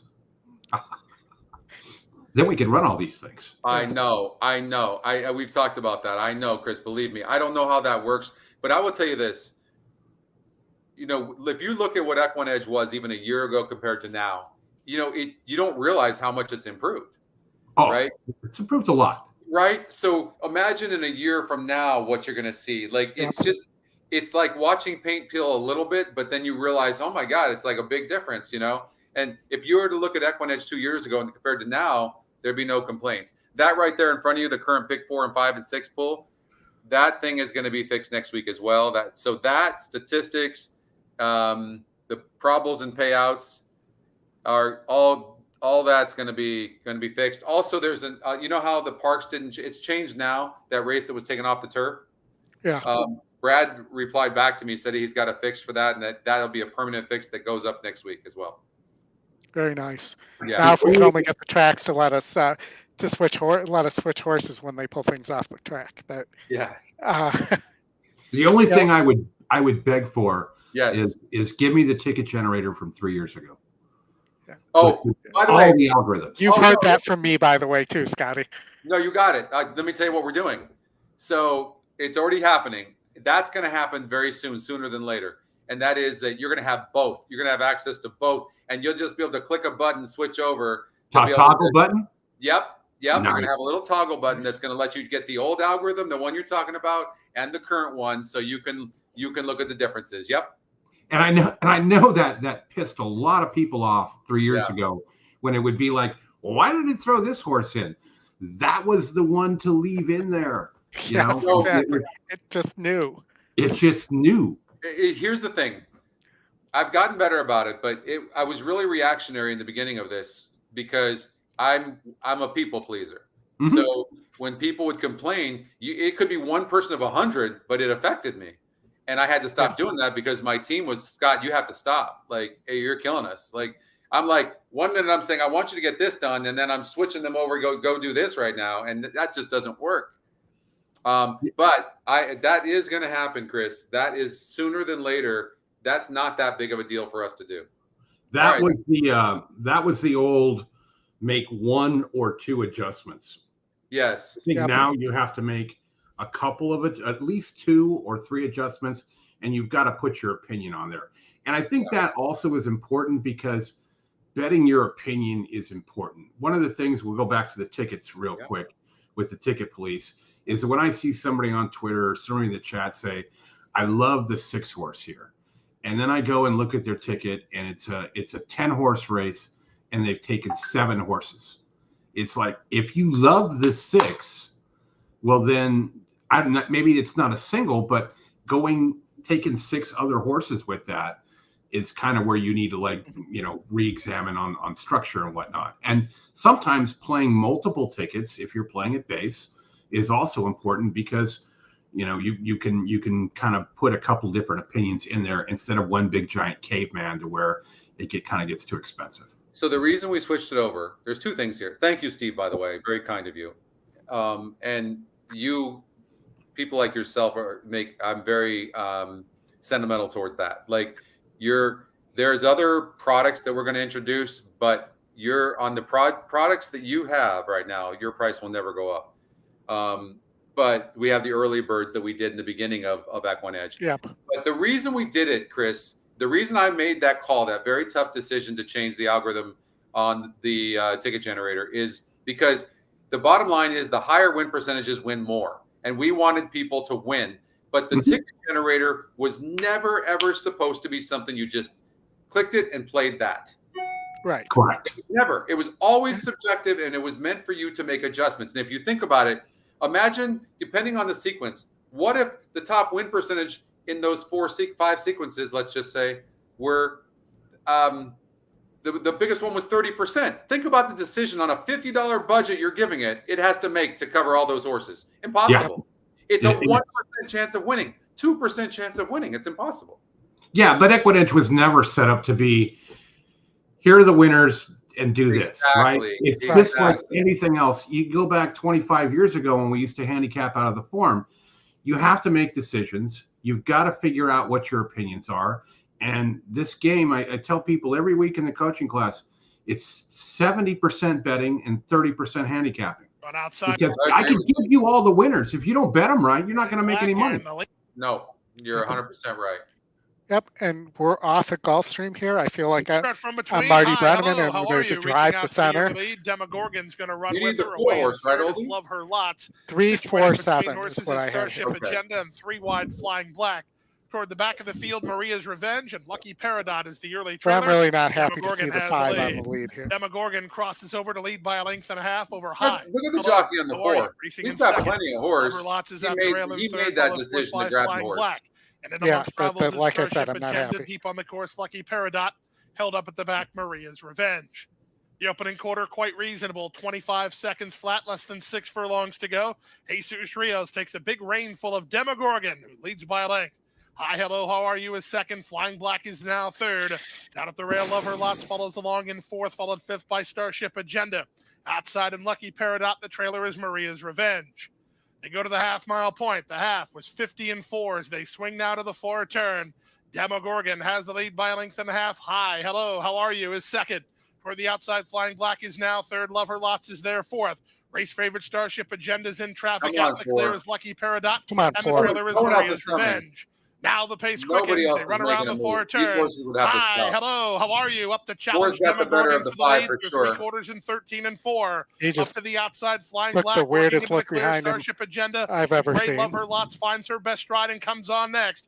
Off the Five's turn and got the stretch horse. drive. Oh, Five's got Demogorgon more. kicks Wow. away again to lead by 2. Now they're Down the coming. center, Come on, who Starship do you need? Agenda from between horses. 3? Love Her Lots. 3. 1/8 of a mile to You're go. not catching Demogorgon 5. trying to get home. Oh, it's gonna be Rios close. riding her hard. She's a length and a half in front. Outside Starship Agenda second. Demogorgon reaches and holds. You just can't give a Demogorgon horse from a Starship 25. Agenda second. Love Her Lots You third. had in the fastest horse in 1:43 that race. and 4. 100%. Just can't do it. So many of these types of races, the horse that gets the lead wins, and 100% mistake by the jockey on the 4, Vasquez. Like he got outridden. He got outridden by a 10% jockey. That happens. Yep. Happens. Yeah.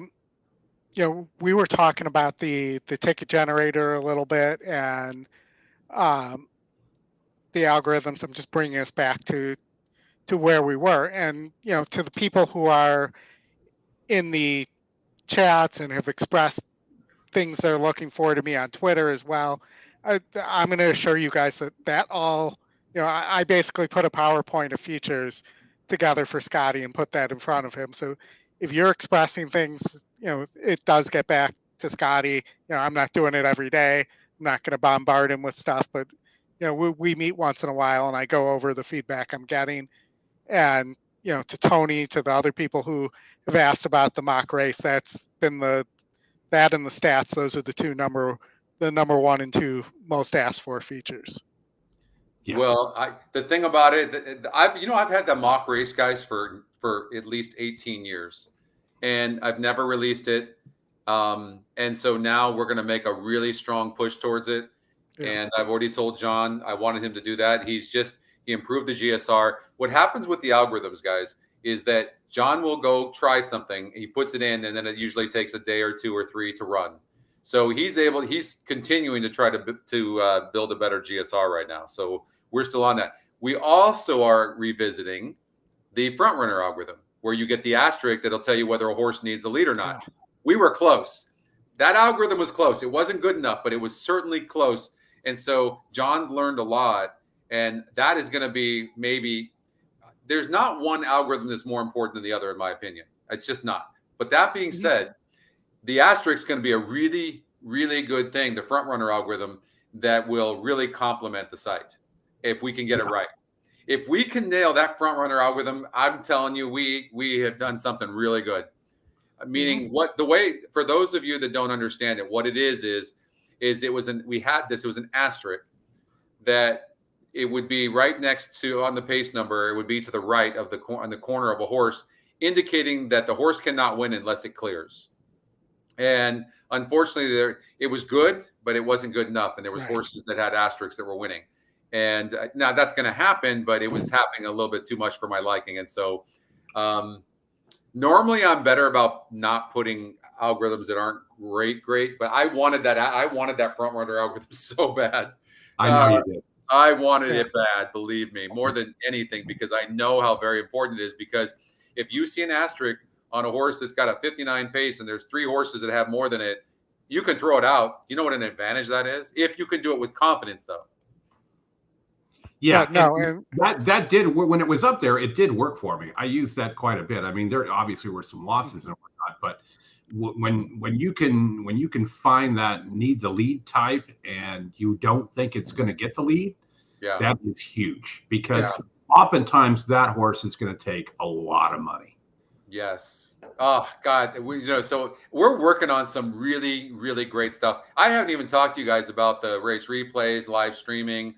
That was been put on hold until the end of the year, but that's not going to take us about a month of programming, where there's live streaming, race replays, and plus the link feature, which you can go back and look at the race that any of the races, past races the horses run, similar to the Formulator product, which is a really good product, but it's more based on like speed and time and things like that, which is ours is not. It's basically what you see, like what's on Oldie's screen. Imagine you can see that in much more handy view on the horse's last races, right? So you would click on the date and it would pop up that last race. And so you can see all the horses that were in the race. It's really a cool, cool thing. I mean, some fun stuff and groundbreaking stuff that we're working on right now. And by the way, Woodbine race number 7 is coming up, guys. I don't know how you're going to beat the 8 horse. Yeah, no, I mentioned that I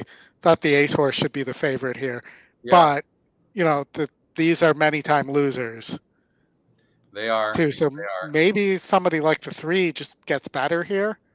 Well, the thing is that I like to take horses now, but if you look at like the 5 horse, 0 for 19, 7 horse, 0 for 11, the 3 horses, 0 for 5 with no in the money finishes. I mean, really, the 8 horse, 3, at least you want to see a horse doing decent, trying. Right. You see the 8 doing that. So in a race where these horses don't like to win, show me the horse that actually is going to get an easy lead, and that's the 8. I mean, the 8 should have a very easy lead against a bunch of horses that don't want to win. Yeah. Mm-hmm. And you get the top jockey too, right?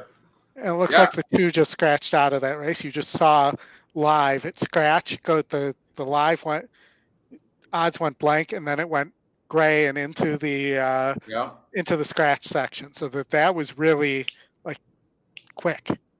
Yeah. Is, you're looking live. We'll give you the Brent Musburger there. Yeah. Did you see that? Like how good this is getting? Like these are little things like this we couldn't do before. Like you couldn't do it. And now look at the win percentages. Did they add up to 100? Did they change immediately? They should be anywhere from 98 to 101 is where they should total up when you look at the win percentage. 53, 64, 69, 79, 89, 99. Yep, 101. Yep.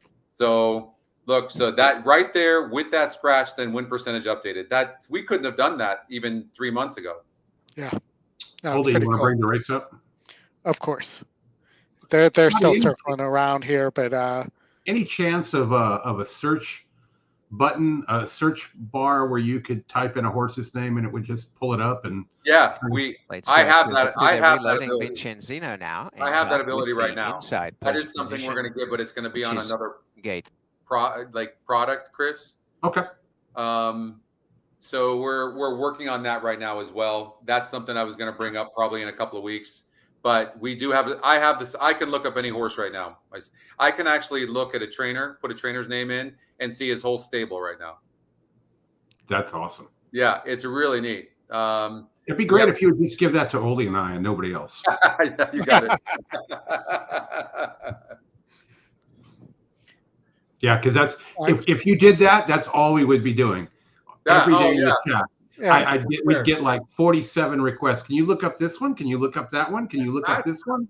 That's what I love about horse players, though, too, right? I mean, believe me, there's not one thing I'm holding back. I promise you that. Like, it's just how to deliver it is going to be tough. But like, I don't have anything. People are like, "Oh, you must have something special." No, I have nothing special. I hate what this jockey on the 8's doing. I hate that. Like, I should just let him go. You have to let him go. Yeah. All right, I'm going to put the sound on. I just didn't want it over you guys while you were talking. All right. Vincenzino trying to slacken the tempo in front. About ahead to Jack. Right behind his guard of honor, caught a bit wide. 3 deep on the outside, a half behind as they test each other a little bit up front. The Thunderer coming up on the outside of Calusadoni. Showing the way narrowly as Jack takes a neck lead on the inside, now taking the drop in second spot, Vincenzino. Although rallies a bit again for the lead as they come up the backstretch in front of guard of honor. One away, Calusadoni, and the Thunderer the outside. Racing along inside the I don't know if anybody will Jack pass and anybody in front. here. Vincenzino second, one to guard of honor third, Calusadoni the inside, and last of all is the Thunderer. They start the run to the far turn, and little change. Racing up in front of Vincenzino, pushing up to join Jack. In third place in guard of honor's covered ground. Right behind them, the Thunderer starting to enjoy a nice run up on the outside to make almost a tackle for the early lead as they come This down looks like inside the 7 or final 5 to me. 5/16, and it's out in front. Jack coming as the Thunderer. Guard of Honor's the center as they swing past the quarter. Vincenzino the inside, and last Calusadoni. The Thunderer's got to the front, and now Calusadoni from Don't last count this starting to 4 wind out. up. The 4 could Thunderer have leg. horse. Calusadoni's the danger down the outside. Emma Jane, and in turn a change up front as Calusadoni's Horse- pounds horse to grab the gonna just- Thunder. Or as he's picking John him up under and putting pressure. him down. Calusadoni Wow. coming away. Emma Jane Wilson in front. The Thunderer fighting back, but Calusadoni going on to win. I believe we Calusadoni, gave a half. Emma Second, the a bunch of Thunderer. crap on 3 that lengths 9. away, third couple Vincenzino, and races behind ago, them was too. Jack, a long way back last. Guard of Honor. Guys, I want to make a point here. Look at the pace number advantage on the 8. Like to this job, Camara made such a big error. Like you have to know when you have the lead, when you have an advantage like that, pace advantage, you have to take advantage of it. That was such a really, really bad decision by Camara. Huge. Like they have to be able to see that this horse keeps on losing. It needs the lead. It ran its best race last time out, dueling on the lead though. Now it was going to have an easy lead. Like, man, if I can't tell you, like that horse should have won that race. And it broke on time. It wasn't like it was a slow break. Broke good, 100%. Bad. 1 minute to the next race at Parks, Oldie. 1 minute to Parks. Okay, let's pull our ticket back up. We have 4, 5, 9, 10 here. This was a difficult race. I thought the 10 was very, very interesting here at a price. You're still on Golden I'm Gate. sharing the wrong tab. Okay. Thought the 10 was very interesting here at a price. I was surprised to see the 4 horse in this race with such a big win percentage on the numbers. I was really surprised. Like, beat the 9, who was the morning line favorite last time out. I think the question on the 9 is, was it the distance or is the horse not the same horse? Well, the horse broke 9th. It broke terrible. Yep. And it was a wet, fast track, and then it rushed up, and then it petered out. Now it's shortening back in distance, and it's going to run a much better race here, I would imagine, at this distance where it's one of its 471,005 tries. It's won 314,000. They just took off actually. Yep. I'd imagine the 9's going to be super, super tough. 7's on the lead. The 4 is sitting right behind the 9. 4 went off as the favorite. I'm 2, 4, 10 with his 6 here in a double. 5 is coming with IRAD.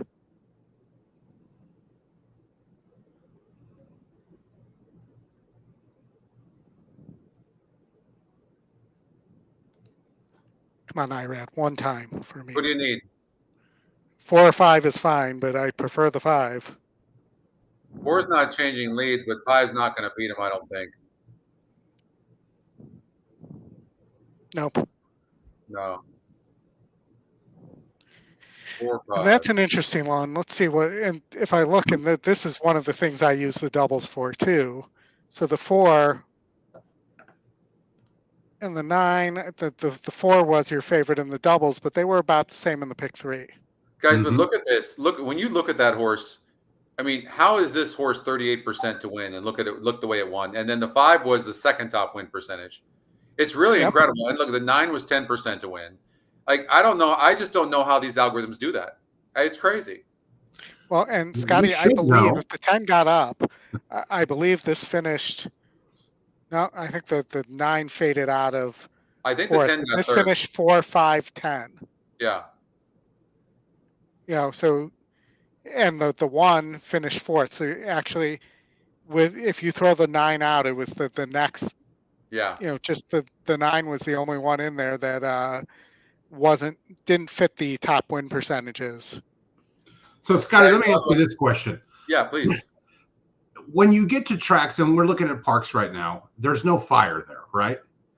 And when there's no fire there, that means that the top 2 picks are not hitting at their normal cadence, right? No. The flame means that. So if you go to dashboard, Oldie, if you take it to dashboard, we'll watch Golden Gate and then we'll come back and revisit this. We've got a big time front runner here. This horse has got such a big pace advantage, but is it a horse that burns money? I'm looking to see last time out. And we got to support our friend Matt here too. Yeah, Matt. Good deal for Matt. Royster. So this horse had a really big pace advantage by 20 points last time out, but he lost to the big favorite. He's not dealing with that here. I'd imagine he's going to be tough. He's not. Well, and there's a jockey who knows his horse needs the lead. Yeah, but he broke slow and rushed up, so that's going to cost him late no matter what. Yep. What's up, John? We can't be critical of the jockeys who would have taken back because they broke slow there when he knows that his horse needs the lead. Oh, no, that I agree 100%. You can't criticize the jockey at all.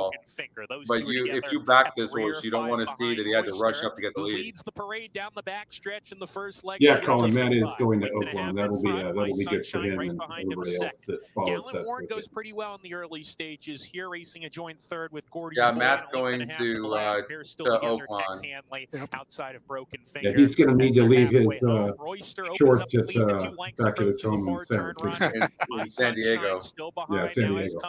Yeah. We need a big jacket. The 3 deep Gordy's boy is there. All right. Well, the 6 is not going too fast. There's 4 runners about 2 lengths. Yeah, the 3 though has horse.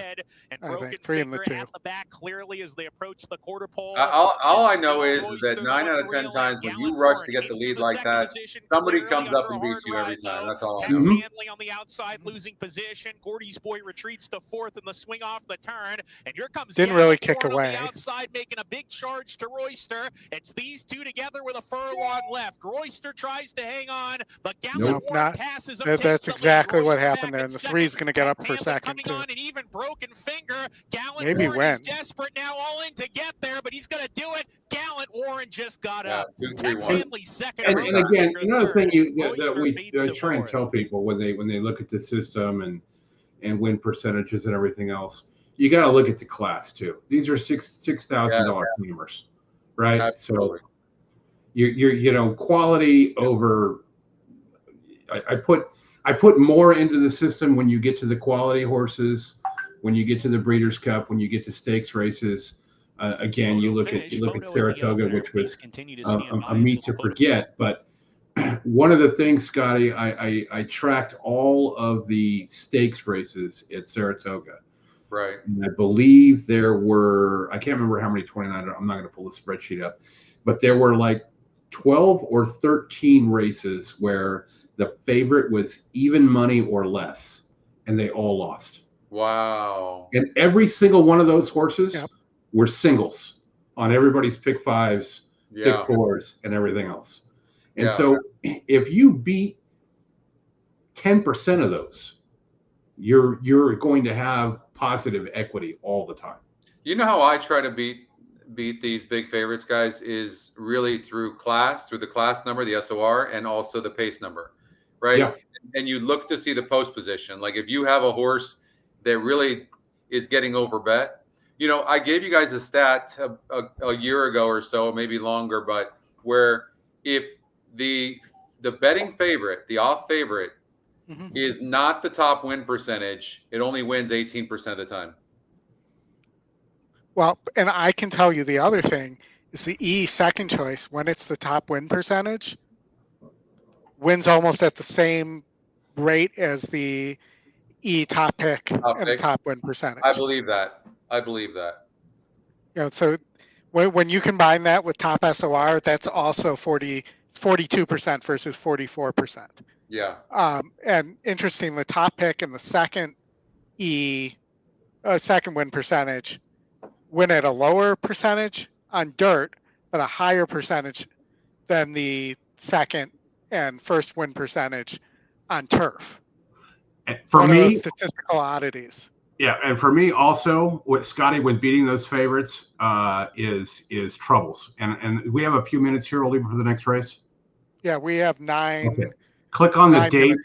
Click on the date and go back all the way to the last date available up at the top, and then go to Lone Star.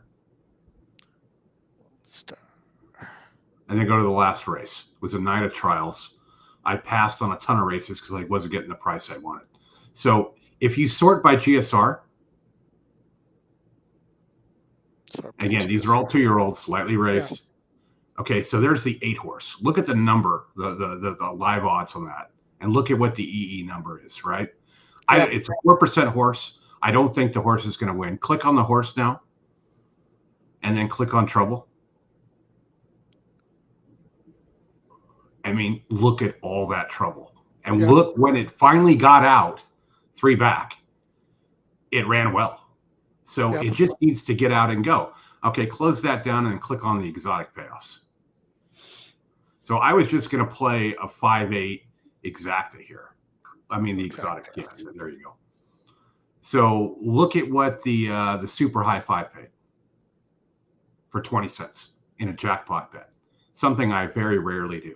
I was going to play a 5-8 exacta and get the 60 whatever it was there or 30 to 1 or whatever it was. So I simply did 5-8 all 67.20, $1,300. Yep. It's the bet small to win big mentality there. Yeah. If you watch that replay, exactly what happened, what I wanted to happen. The 7 broke out, the 9 broke to the left, the 9 broke to the right, the 8 just rocketed out, and the 5 did his thing and won for fun, and the 8 caught second, and you got a few prices underneath, and you cash a nice ticket. So in terms of talking about how to beat favorites in races and whatnot, look for horses that have a lot of trouble, and eventually you're going to get a clean run. And that really is important. And Scotty, I know you'll back this up in quarter horse racing, right? Because when you if you get destroyed at the break at 400 yards, it's really difficult to catch up. And in the shorter races, it's even harder. You actually just reminded me of something though, Chris, too. So I was speaking about class, back to class. So when I was hosting the quarters for a couple of years with Jose Contreras, and when we were doing a show where there was a 110-yard race, they had which I hate those 110-yard races, but we all do. Yeah, I don't get them. But there was 110-yard race, and there was a horse that we had at 50%. It had the top GSR by like 20 points. But there was 4, but it had never gone 110 yards. It had been going 400 yards. And there was 3 or 4 other horses in the race that were super fast, like super, super fast, and had proven themselves 2 or 3, 4 times going 110 yards. And so, of course, EquinEdge just started to come out, and Jose wasn't much of a believer, and he was more of a speed and buyer. Mm-hmm. And so I said, I brought it up on air. I said, Jose, I bet you this 7 horse wins this race for fun, because it has no chance of beating these. I can't remember if it was 3 or 4 horses. It has no chance of beating these 3 or 4 horses. I'm like, well, it's the 7 horses class. It's all about class. I go, it's not about times. It's class. And so we did a wager. Who's going to have to buy lunch at Swami's and so true story, 110 yards. The class horse, our top win percentage was like 50%. It broke 3/4 of a length slow in its first try, going 110 yards, and won by 3/4 of a length. Wow. No. I remember you on those shows, and I remember you going back and forth with the good doctor as well. Yes. And my whole thing was like with Les and with you was what do I got to do to beat these guys? Because and when you put your tickets up there on the air and whatnot, and back in the day, people bet those all the time. And this is back when, remember when we used to get that Thursday night? We didn't even have Thursday night football then. Yeah. And they'd run Thursday nights and whatnot. Huge. It was like you had to figure out a way to beat them. I mean, it was the same thing with that. It was a champion of champions, I don't know, 7 or 8 years ago. And I singled a 50 to 1 the morning line horse. Oh. In that race, and he won. He came from the 10 hole on the outside, and the horse won. I bet every single thing other than the pick 6, and it was one of my better nights at LaSalle. But you have to be able to beat those things in order to catch big tickets. And you were funny because it was like, man, who is this cocky guy? He shows up, he's all dapper, obviously he knows his stuff and whatnot. But it was like, man, and then when you 70% of the time, it'd be like, Well, I wasn't going to compete with the guys on the guys are really talented on TVG, talented in the sense of TV work, right? Super articulate, really, really good at what they do. My thing, anyways, was all I cared about was handicapping horses. That's it. I didn't care about anything else, right? That was clear. Yeah, and so that's what I brought to the table was I wanted to talk and break down handicapping, and I thought I created a niche for myself with people by really caring about the handicapper and trying to help there. And then as I started to build EquinEdge, I started to I could do things quickly on air. Like if you think about it, like when you're using paper, and back when I was at TVG, that they weren't using computers, they were using paper. So they had every track printed out, and they were having to go like this. And think about it. When you've got the producer in your ear, he's going, okay, we're going here now. We're going here now. We're going here now. Now they give you a schedule, of course, but still you've got to be prepared. And you just rattle off a horse that you looked at. You like, how do you look at 10 horses in a race and you go, I like this one? I mean, that's not cool. You can't do it. So I could go to EquinEdge and I would switch over to EquinEdge as the producers in my ear saying, hey, we're going to go here. We're going to go here. And I'm like, cool. I'll go wherever you want to go. And it was. And now I would say 80% of the talent at TVG and other places that you watch on TV, they're using EquinEdge. It's pretty cool. Other places that you watch on TV. I'll bookmark that one. But yes, you're right. I remember because we used to, like during Del Mar, we would drive down to Del Mar and then when you could drive. And then we would drive back and we would stop off at Los Al. And I would see, I mean, Les would have a packet of shit this high. You have no idea, Chris. The first, you have no idea. So Dave Weaver was on the right of me, or maybe it might have been Mike Joyce, but I was in the middle and Les was on the left side. And I looked down the first time I was on. What you don't know is that he used 7 different colored markers. And he had a meaning. I was like, no, and God bless him. I mean, I respected Les, but do you know how unhealthy that is? Like to sit there, how many hours Les put, but you know what? And it hurts your health, and it hurt Les's health. He's dealt with some health issues. And you can't sit down for hours upon hours. I would always tell Les, at least get up every half hour and move and walk around for 10 minutes and then come back. Like get up and move, just like if you're on an airplane, you go on an airplane for 9 hours, you need to get up, walk around, it's super unhealthy to be just sitting there for hours upon hours like that. But I will say this, nobody, well, I'm going to throw myself in there. I mean, I never went on a show without handicapping for hours ever. But Les did it. There are a lot of people I can't say that about, but Les was somebody that really cared about, he had pride in what he did and he cared about what he gave out. Yeah. And those early years of TVG with Joyce, Weaver, and Les doing the Thursday to Sunday shows were always great. They were amazing. Yeah. Well, first of all, when you're talking about Weaver and you're talking about Mike Joyce, you're talking about 2 very highly intelligent people that, like Mike Joyce, Dave Weaver too, believe me, is very sharp. And Mike Joyce is witty as can be. I would sometimes get nervous about going on with Mike because he's so damn smart. I mean, he would throw something at me and I'd be like, what? I'm just. I want to see a TVG show of Mike and Dave against Caleb and Joaquin in a handicapping contest for dunk tank stuff or, something like that, to where it's not about money, right?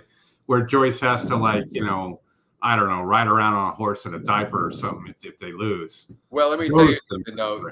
Like you take Caleb and you take Joaquin, they're like walking encyclopedias. I mean, for being young, I mean, they'll rattle off horses that won before they were born in the race on the date, and this shit is crazy. Those kids, they are super, super smart. I'm actually super close with Caleb, and they're super, super smart. Yeah, I mean, and they're. Who else is another one like that? That's not a TV guy, but Leonard Powell. Have you ever heard the story of him with his brother when they were kids? No. They didn't memorize when they came to the States. They didn't do baseball cards. They were all about pedigrees from like age 7. Oh. So like if you tell him a horse like that's running now in Europe or the last 4 or 5 years, he'll be able to tell you everything about that family. That's incredible. And that's how they find those ones. So when he brings, I like Leonard as a trainer, and I've known him for a couple of years as well. But if you, he's the type of guy where I don't like him as the favorite, but when he brings over a 6 or 7 to 1 horse and doesn't put, Juan or Umberto on it, and you get, one of the other guys, look for those because they cash tickets. Yeah. By the way, guys, they're going into the gate here, and I like the 2 horse a lot in here, Stride. I think the 2 horse can run good. By the way, if you look at the 7's past performances, the horses broke 7th in the last 5 races. At least it's consistent. It's consistent. I've never seen that before. What's up, Cindy? Cindy in the house. How are you doing?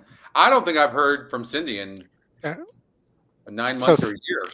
Scotty, we heard from Cindy last week for the first time in a while. So how's she doing? From the outside.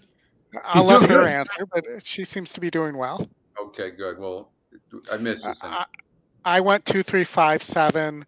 I went 2, 3, 5, 7. They're at the post. To the 3 and a $1 pick 3 here. Okay. To play. If the 2 gets a good break, I think he's going to be super tough to beat. Could start from between horses 3 for Cash Check, who set it off for the early lead, and he'll get a clear advantage today. On the far outside, it's Sigrun Fast Boy splitting horses. You talking to me into the top. And I'm definitely a proponent on the synthetic here. Saving ground. Inside Stride ahead of Uno Tiger and Ambor Knight. What I've been surprised with the data study I've been doing is how well speed plays on the synthetic. Under Edwin Gonzalez and 2 lengths in front of Justin and I have been noticing that actually a lot of horses followed by Cartano. Well spotted in the early stages is he. Uno Tiger is next with the gray Stride behind horses. The trailer is Ambor Knight. The quarter time was pretty reasonable. I thought it would play more like grass, and it does not. It's 5 furlongs from home, 2.5 lengths in front of Sigrun Fast Boy in second. Cartano's in the white blinkers out the center from third. You talking to me is at the rail. Uno Tiger splits them, followed by Stride and Ambor Knight on the Three's just had a super easy lead, guys. 25 and 49 less than half a mile to go. They take it to the far turn with Cash Check. He's been the target throughout. Trying to get closer, second, Sigrun Fast Boy. Locked in. You talking to me, working hard. Cartano, white blinkers. He hasn't made much ground yet. In fact, he's losing a touch of ground to the leader. Outside and running on is Ambor Knight in between horses. Uno Tiger. Stride is last to turn in as they complete 3 quarters in 1:13 and 2. Off the turn in the stretch drive, Cash Check. Hasn't given him a chance yet with Sigrun Fast Boy taking his shot. You talking to me for the rail. Cartano did not fire. Sigrun Fast Boy tries to go get Cash Check down the center and Uno Tiger. I don't know who was responsible for that bump. It looked like the 8 ran into the back of the 3, but the winner is Cash Check. Can't really tell without the heads up. Tiger third with Sigrun Fast Boy in 1:43. With the head on, I should say. Not the heads up. What the hell am I talking about?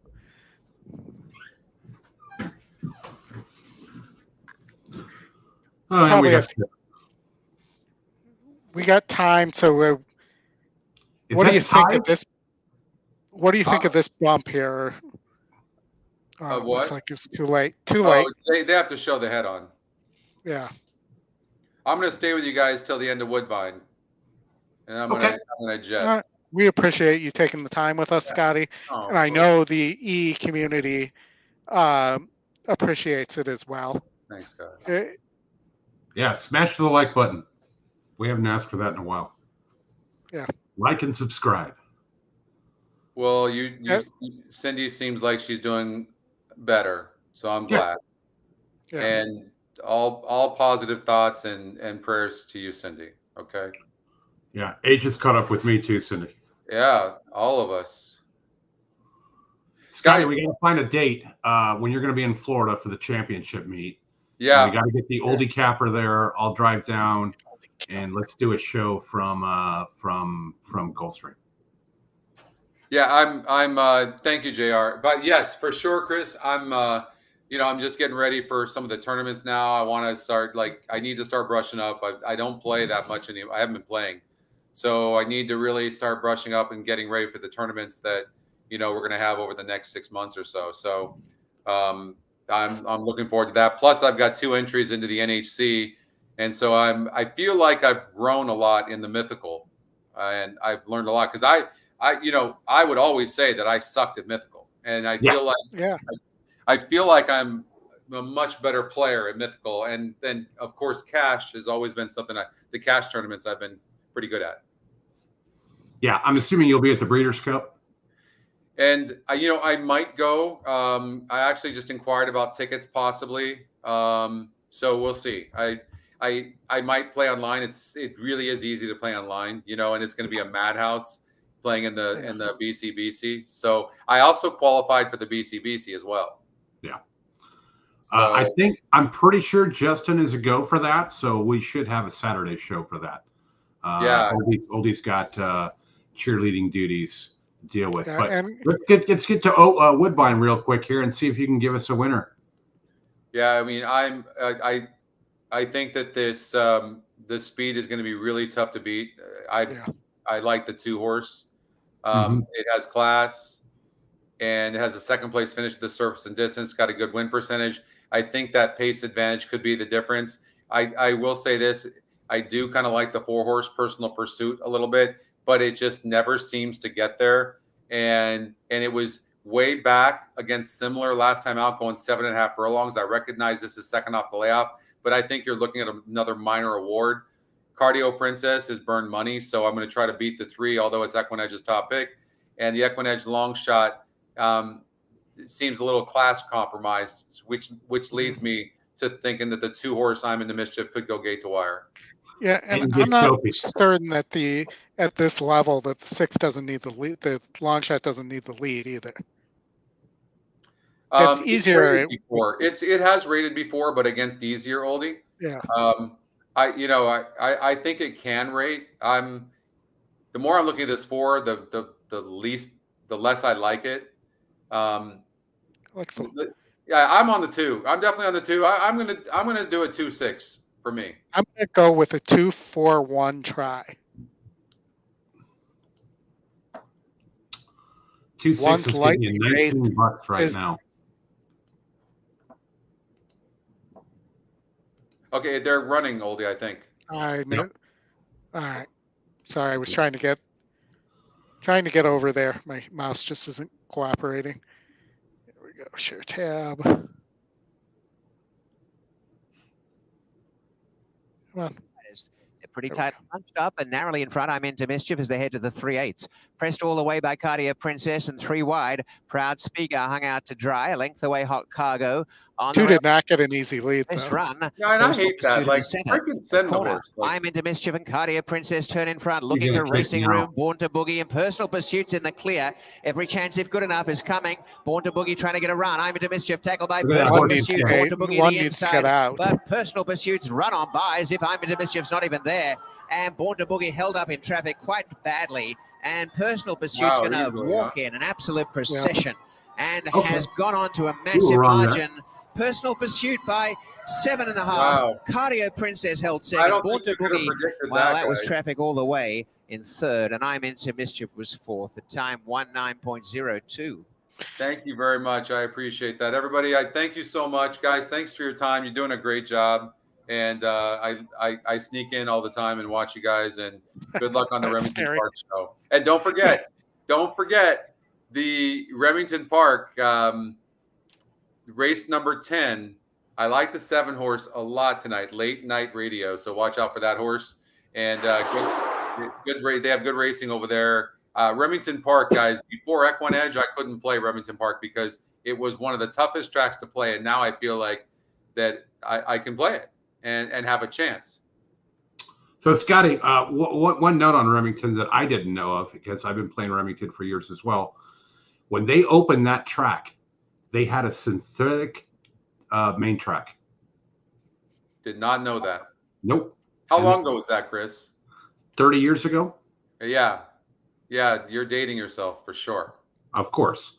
But I wasn't playing it 30 years ago because I didn't have all the tools necessary. But Remington's a good track. I love the card tomorrow night. You got 8 stakes races. lots of 2-year-old races, full fields, 2 grade 3s. It should be a fun time. I know we're going up against football, but we'll be on at 6:25 Eastern time, and we'll cover those last 5. And I think we got some Golden Gate races in there as well. So I'm looking at Remington Park yesterday for an example. Top 2 picks coming first and second. And, you know, in the next race, you had a horse that went off at 10-1. That was the 3rd top EquinEdge number. I mean, 12-1 on the EquinEdge morning line. And then it just rattles off win after win. Then you get a 20% horse that goes off at 6-1. The EquinEdge morning line had that. I mean, this is a Remington Park that's not easy. You had top pace number by far in the 3-horse. And also the EquinEdge's second pick paid 12.20 or the top pick over the EquinEdge long shot. This is very difficult. Remington Park is not easy, right? And then you get EquinEdge second pick wins. EquinEdge's top pick wins the next race. Top pick next race. Top pick next. If you really want to like check out and see how this is every track with no work whatsoever to get all these numbers and these metrics. I don't know. I'm just throwing a plug in there, but it's pretty amazing. I've been doing this a long time, and when I see something like this and see you can't do this. A human being can't do this stuff that a computer can do. It's pretty amazing. But I'll leave it at that, guys. I appreciate being on with you. Yeah, Scotty, and you're 100% right. That ticket I sent you at Remington was single by 2 by 2, and those were all EquinEdge picks. Every single one of them. The only one that wasn't was the 4-horse that paid $30. That was the top win percentage horse that wasn't included in the top 2, and that was the one to include. But you know what I'm going to say, right? $3,000 for $40. But you know, I'm consistent with this, guys, and I will tell you, you still did the handicapping. You still put the bets together. Yep.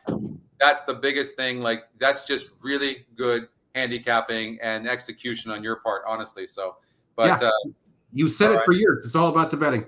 It's all about the betting and all about the player and how they position their tickets. And good luck on the rest of the show, guys, and your show at Remington. And I will talk to you soon. Okay.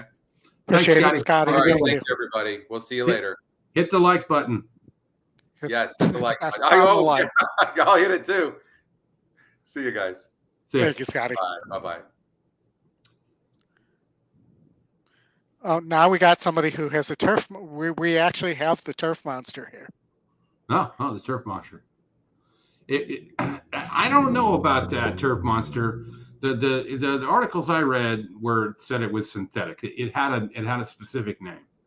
I know it was rubberized, but I'm not going to argue with you. It was 30 years ago, and they have dirt now. But at least they have turf, and we get some nice turf races there too before winter clicks in Oklahoma. Well, all right, where are we at, Oldie? We are at Golden Gate. We're Golden Gate. Race Golden 2. Gate.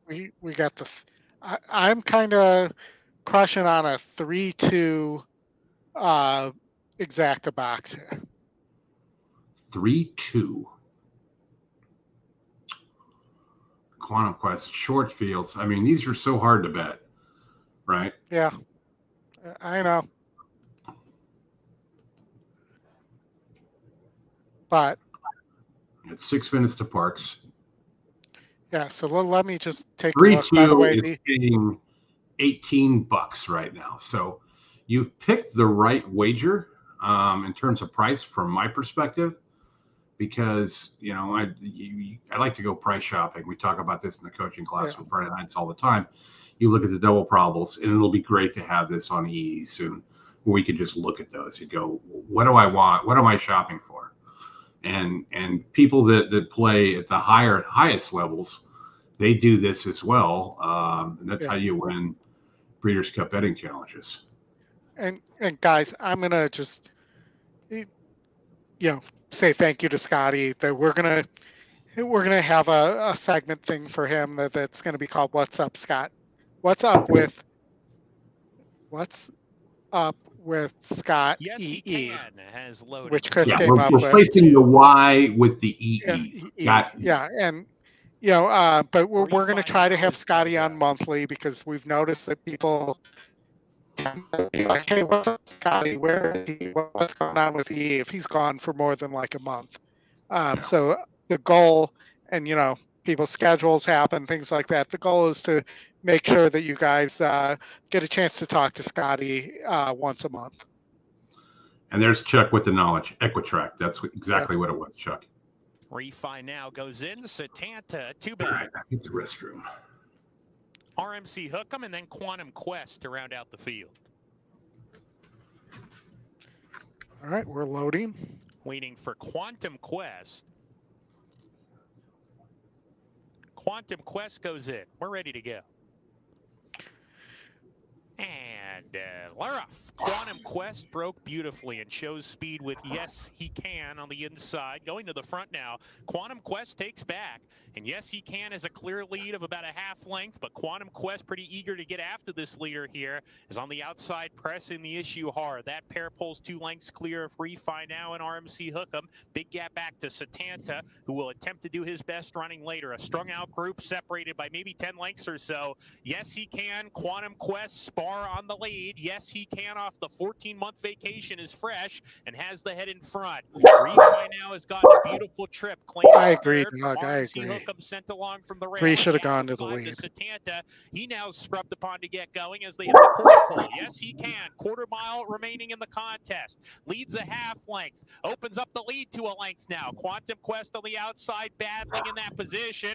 Refi now has come off the bridle, tries to roll late. Furlong to go. Yes, he can. Still in front, and he scampers away to a 3-length lead. Setanta from far out of it is coming like a rocket now. Look at him fly to the front. Setanta, Asael Espinoza at 8-1, spring the upset. Yes, he can. Second, Refi now third, and then RMC Hook'em. Quantum Quest dropped to the back, ran fifth. All right, it's time for the single. It's time for the grade 1. Cotillion, and my single in the late pick 5. Number 5, Setanta first. I am not on your 5. Sorry, I'm on. I'm not on the 5. I'm on the 3. I'm on the 6. You're on the 6. Just Catherine here. Don't see it. I'm going to be honest with you here. That my second choice was Ceiling Crusher. My third choice was the 4-star work on Hoosier Philly. But I think that you potentially could get Hoosier Philly and Ceiling Crusher in a massive pace duel here.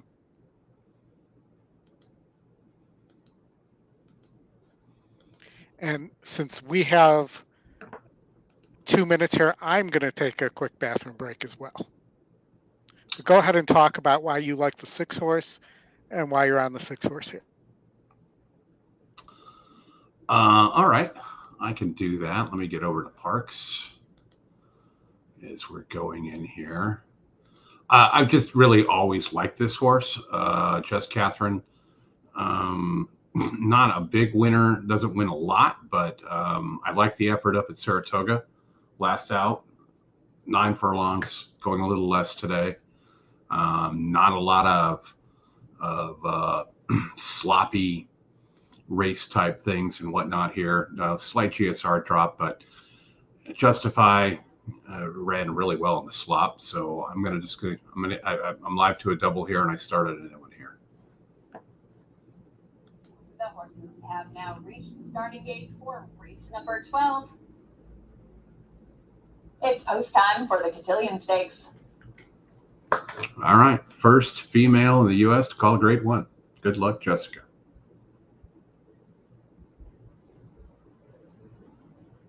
Froggy Night, the first to load. Next in is a Cult. Ceiling Crusher walks in.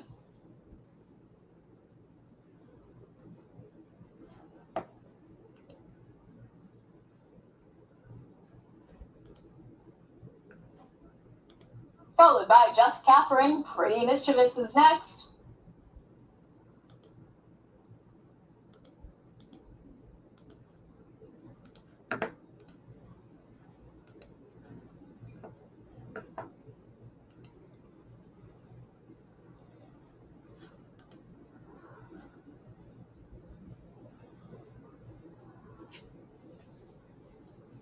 Next up is Defining Purpose. Wiz likes the 4 and the 7. Followed by Amonra and Hoosier Philly. And now we're just waiting on Majestic Creed.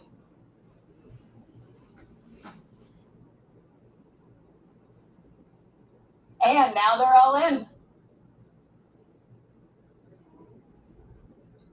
Off and racing in the Grade 1 Cotillion. A perfect start for this field of 9 fillies, and Ceiling Crusher breaks on top. She goes right to the lead, and she's going to be the one that shows them the way into the first turn. Hoosier Philly to her outside, Defining Purpose being fanned a bit wide. Majestic Creed, she's up with the pace today. Then back to Amonra, followed by Pretty Mischievous in on the rail. Foggy Night right to her outside, a Cult, and Just Catherine is the early trailer. Ceiling Crusher, she has a length over Long Shot. Majestic Creed through an opening quarter, 23-1. Ceiling Crusher, Majestic Creed, Hoosier Philly, she's in third. She's about 3 lengths off the front running Ceiling Crusher. Then it's back to Defining Purpose, Amonra, Foggy Night holding her position at the rail, right in between horses Pretty Mischievous, then Just Catherine, followed by a Cult. And as they make their way down the backstretch, splashing along, Ceiling Crusher, maintaining that advantage, Majestic Creed, keeping her company still just a length off of her. Then it's Hoosier Philly. Foggy Night's moved up to put herself right in the mix and moving right with her. Pretty Mischievous on the outside, Defining Purpose getting in gear, the half 47-3. Ceiling Crusher has led every step of the way. Hoosier Philly has gotten the cue from John Velasquez. She's now a length off of the leader. Also moving on the outside, Defining Purpose, Pretty Mischievous making her run from off the pace. A Cult starting to get in gear as they make the way through the turn. Less than a quarter mile left to go in the Cotillion. Ceiling Crusher has led every step of the way. Hoosier Philly's all out in second. Pretty Mischievous for the drive. She's making my second choice, of course. That's me. Crusher, Ceiling Crusher, Pretty Mischievous. Here comes a Cult from the outside. There's a 16th left to go. It is Ceiling Crusher, Pretty Mischievous on the outside of Cult. A thrilling finish. Ceiling Crusher breaks through in the Cotillion Stakes. Pretty Mischievous second, followed by a Cult. Yep. There was some good herding going on there by the jockey, though. Watch him come out on the replay. And he just keeps coming out, and just comes out enough to slow up Pretty Mischievous's momentum without actually touching him. Or her. Yeah, that was an Edwin Maldonado ride for sure. That's what he does. Gate 2 wire. And that was, I think, the risk there for Pretty Mischievous was, having Ceiling Crusher go gate to wire. Mm-hmm. Yeah. All right. Well, we got 46 minutes to Parks. That'll be our last race that we cover, and then we'll sign off. But we have 7 minutes to Gulfstream.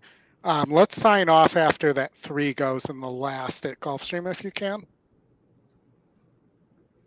Yeah, I should be able to make that work. That is, Hold on, I'm looking for the time. That's 5:01, 6:01 your time. Yeah, that should be fine. There might be stepping on Parks too. Just keep that in mind. So let's see what we have going. You want to take a look at Los Al? Well, we got 5 minutes to Gulfstream. Let's look at that. I mean, I'm gonna single your 3 and a double, and I'm gonna try and figure out a way to not take a ton of horses here, and try and hammer something, because the 3 is gonna get bet down a lot. I can tell you that. That's what I expected. Yeah, I mean the 4-3 double is paying $7 right now. All right, so what is the 2-3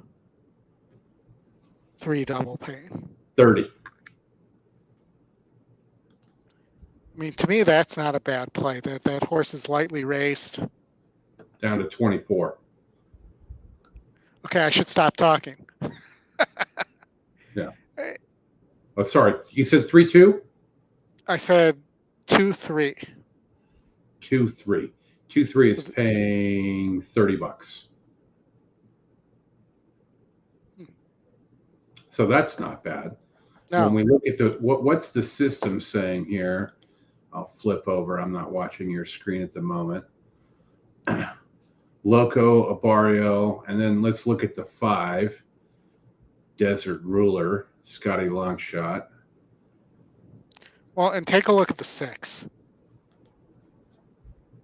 Pure Spite. Yeah, there's some yellow there coming from off the pace. Looks like it might have had some level of trouble. If we click over to the workout reports and take a look at race 10, we'll see there isn't a lot there. Yeah.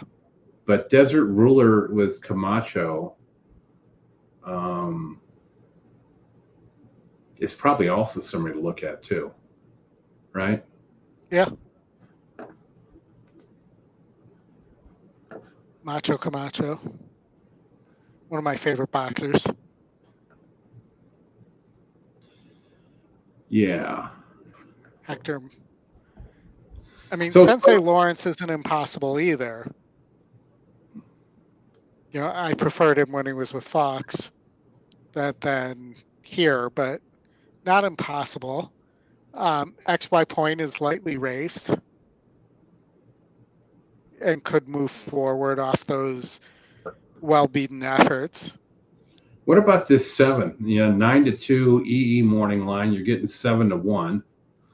The jock trainer. I will point out that horse is 1 for 13 lifetime, but Yeah. has won $106,000. Yeah, cashes checks. Those don't. Cashing checks and cashing tickets are 2 different things. Yeah, that's that You're 6-second you're- prices. Yeah, That horse loves 5 to for just 20. miss. 5 for 20, 4 for 24 on the 3. The 3 is the 2 is the most lightly raced. Yeah. 5-1.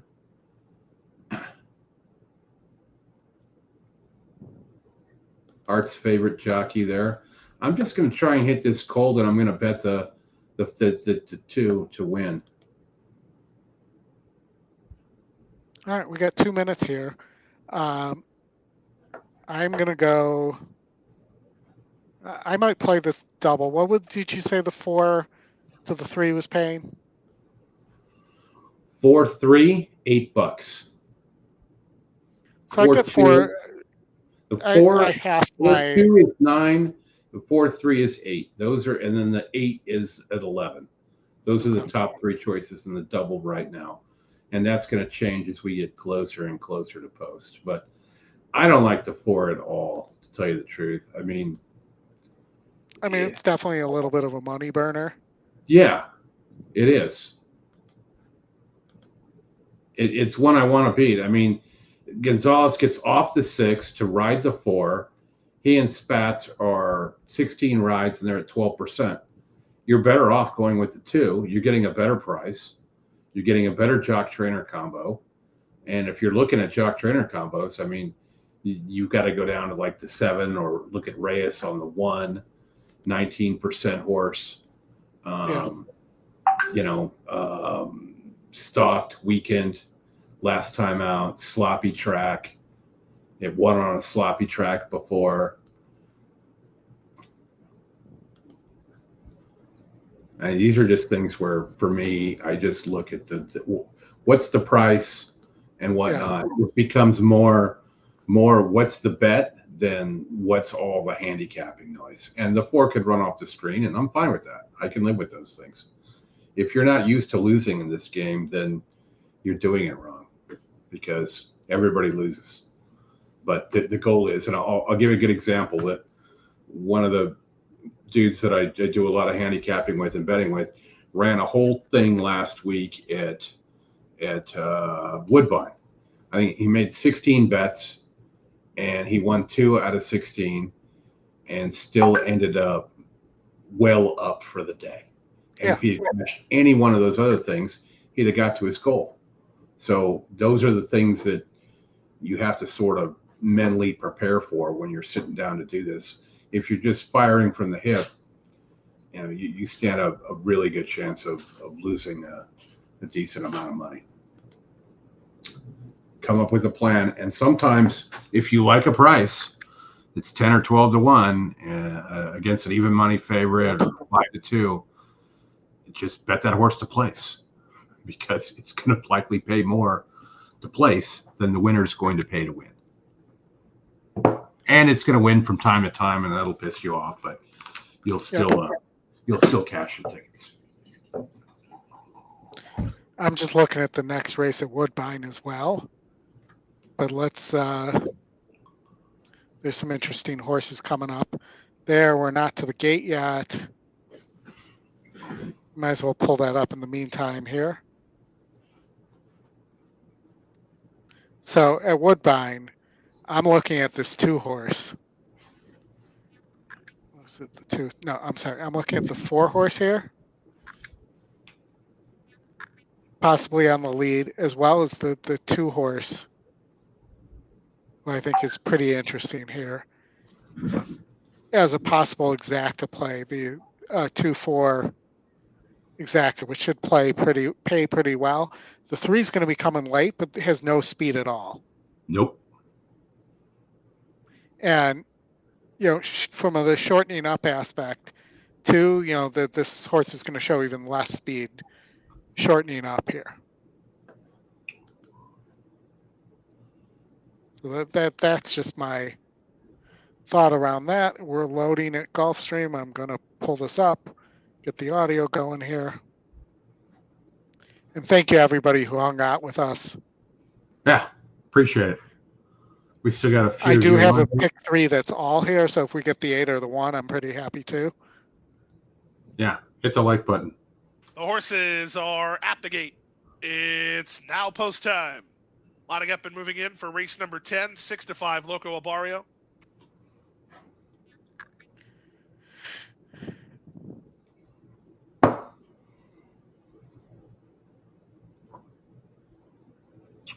Now, I have a whole new background next Saturday, Oldie. Here's Loco Abario. Looking forward to seeing it. Awesome Flay to the outside gate. Awesome Flay. And the late double from Gulfstream. All right, go 2. They're at the post. And they're off. Good start for Sensei Lawrence, who's one of the first into stride. Loco Abario moving up. Here's XY Point, splitting horses. XY Point to the top. Sensei Lawrence races right alongside 3 wide Loco Abario. Down at the inside, it's Maptitude racing ahead of Desert Ruler and Pure Spite. Out the back early, Rod to Rod and Awesome Flay. And they're under the half-mile point. Miguel Vasquez at XY Point have the lead by a neck. Sensei Lawrence keeps him on his second. In the clear is Loco Abario, precisely where he wants to be, 3 wide third. On the far outside, it's Pure Spite. In between horses, Desert Ruler. Maptitude drops back toward the rail. Then Awesome Flay and Rod to Rod. Around the far turn they go. Edwin G on the move with the race favorite Loco Abario. Light blue, 3 wide to take the lead. XY Point driven to try to stay with him. Sensei Lawrence is back to third. On from fourth, it's Desert Ruler together with Pure Spite through a 45 3/2. Off the turn and the stretch drive, Loco Abario traveling like a winner off the corner. Very confidently handled and 3 lengths to the good. XY Point is second. Down the center, Desert Ruler with Sensei Lawrence. Late run up the fence from Awesome Flay. But at even money, Loco Abario takes care of business in handy fashion here. Loco Abario with a pat on the shoulder from Edwin G. Good work for him. He wins by 2.5. It's close then for second, either XY Point or a surging Desert Ruler, 116-4. Much the best. See, the dog didn't like that finish either.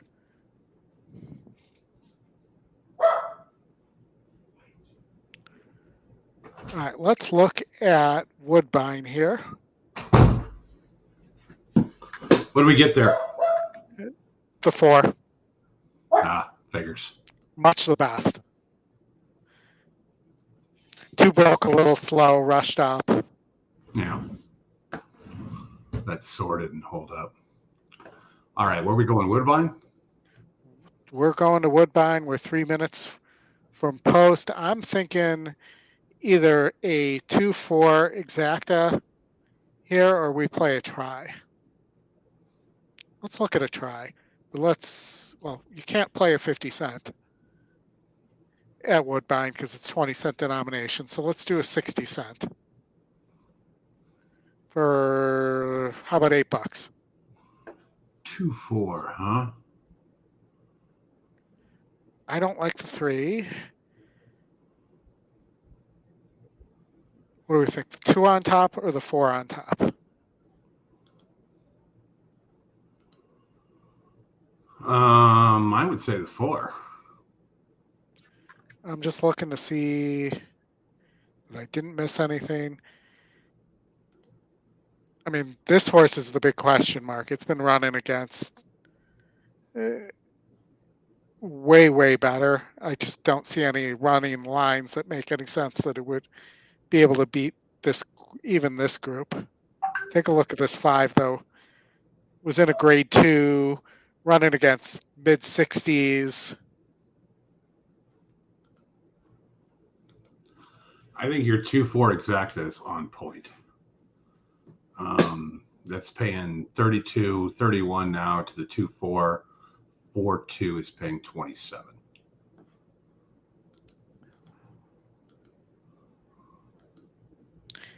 And see, I would just probably end up playing this at 12 because I'll all that last leg. Because if I get the 4 home, I don't want to get beaten by a 16-1 horse I didn't have. Or a 7-1 horse. You know, yeah. I think with those is you gotta you play it twice, right? You play that ticket. Well, I'm paying this at 60 cents, so 3 times. Yeah. Because remember, those are 20-cent tries at Woodbine. But what do you like? What do you really like in the third position? I don't really like anything in the 3rd position.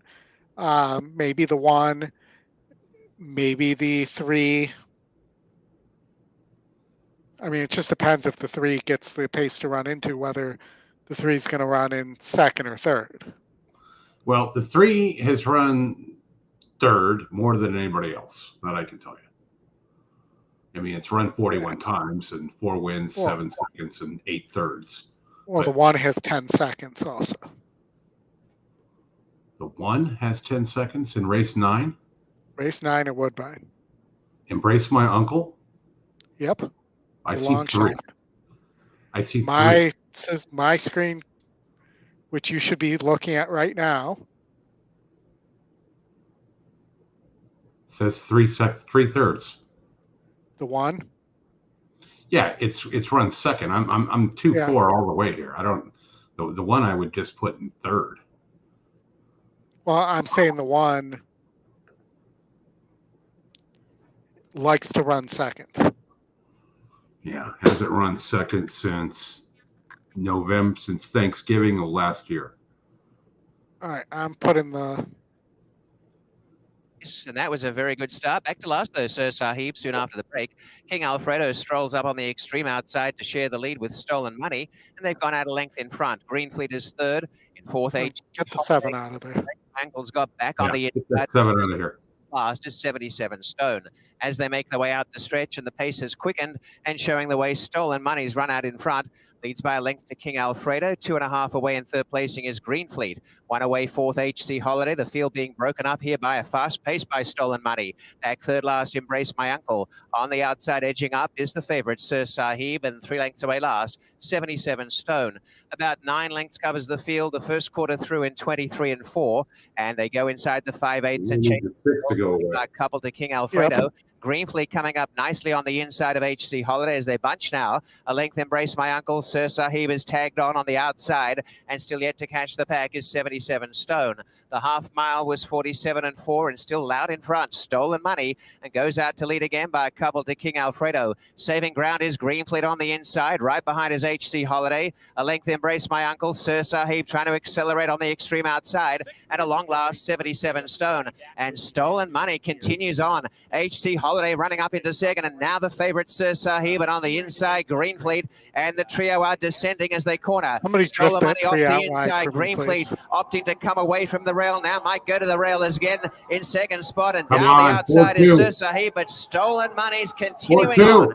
And Stolen Money by 4-2. 2.5 to Greenfleet, who's going, going one. down, but Stolen Come on, Money one. and Leo Keep Salas, going, a tremendous display gate to wire. Boom. And never in doubt, Stolen Money, 2.5. Greenfleet second. Embrace My Uncle got up to run third from Sir Sahib, and then HC Holiday. It's a 60-cent try, and what did I play? A $4 exacta there. Yeah, I had a fairly decent price. 4-2. What's that paying? 4-2, $30. We'll take it all day long. Yep. You've got Golden Gate on it. Yeah, I have the audio on Matt, I guess, there, but who Not that doesn't we don't- enjoy hearing Matt even when it's in the background? Yeah, not that we don't mind enjoying Matt, for sure. Okay. I believe we have time here before Parks, or before the next at Golden Gate and then Parks. We also have the first at Churchill coming up. If anybody's interested in taking a look at that, there's some great stakes races late in the card at Churchill.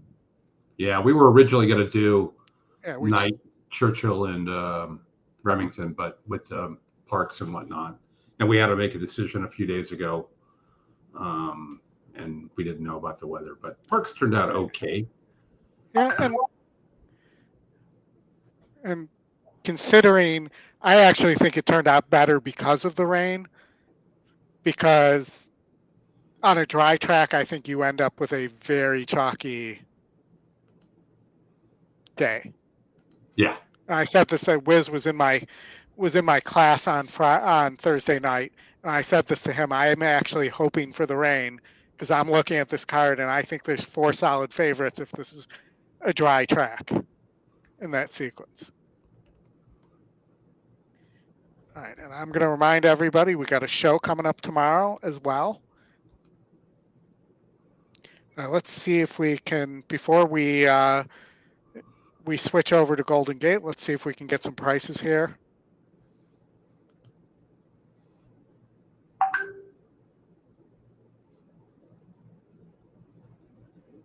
What do you think? Well, without the favorite in there, it's going to pay probably better than the odds in that try.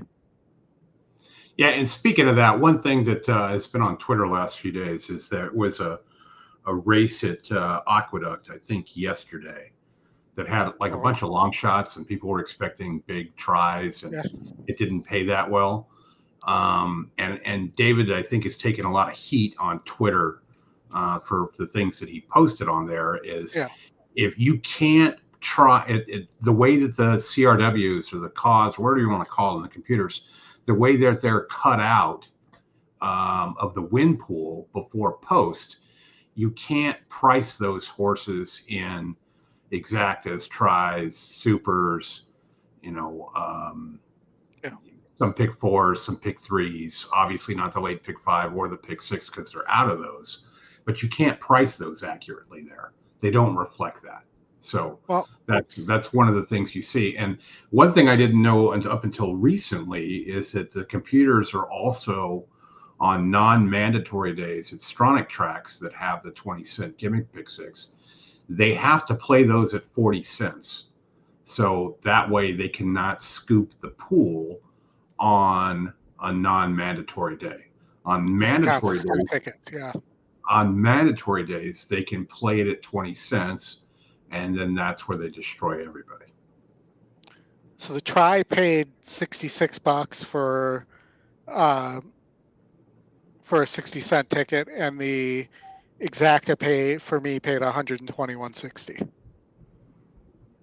Yeah, I had the exacta. It was $30 box, so 30 times 30. Yeah, you cost me. You bet down my pool. Look at that. 4 4s, 3 4s got you 88.80. Yeah. All right. So we got Golden Gate coming up here. And, I don't know if you saw this, since I'm going to bring this up on Twitter today, but it looks like our old buddy Benny, who does the Benny South Street, who does the God, I'm trying to think of the name of his product, but the Race Pro where he does all the notes for you. Benny and the Jets. Benny South Street. So he went nuts today, or it may have been yesterday, but I saw it today. He's making accusations that tracks are allowing cause to cancel when horses break bad coming out of the gate after the race goes off. Yeah, and they found aliens in mines in Peru or wherever too.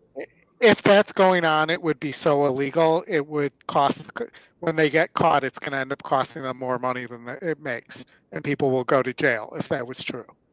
Exactly. That's fraud. Yeah, I sit on a few different boards, and it's very easy to do that stuff. But unless there's $4 or $5 billion available, I'm not interested in making $100,000.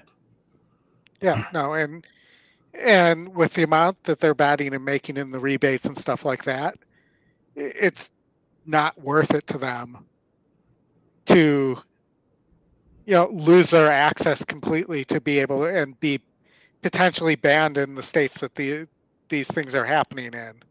Mm-hmm. It's just, it takes the tote board too long to reflect when money comes in. And again, this is what I'm going back to my idea of putting when the first horse enters the gate, that's when the last bet can be taken, because it gives the tote board a chance to update. And then, and it's the same thing for the cause as, New York cutting them off at 3 minutes to post in the win pool. It keeps these wild swings from happening and making people creating the perception that people are being cheated, even though they aren't. Correct. All right, so I'm off my soapbox. Let's look at Golden Gate. We have a turf race here, mediocre GSRs across the board. 6-5 on the 2-horse Tis My Princess. Beat 36s last time out, moving up to a group of 46s here. You have the E Long Shot, who's your top, is first time turf, gaining 7 points in GSR from last time out, but looks like it probably wants dirt. 11-1 currently there. I don't think that horse is impossible. You have your top GSR horse, the 4, who nearly wired a group of 46s, so very similar last time out, and at the surface and distance, maybe an interesting play as well. And, there is a lot of speed here as well. So this could set up for the 2 or the 1 here. Thoughts? I like the 6. 6 looks like he needs the lead, though. So if the 6 doesn't get the lead, you're done. I can live with it that. would have the star there if when the star comes back. Could win. I'm just saying. Let's see. Top pick 13-1, 7-2 EE morning line 13-1, 5% horse. Track's on fire. And they're off, by the way. I just didn't get us over in time. Not on the lead, by the way. I can see that. I have video.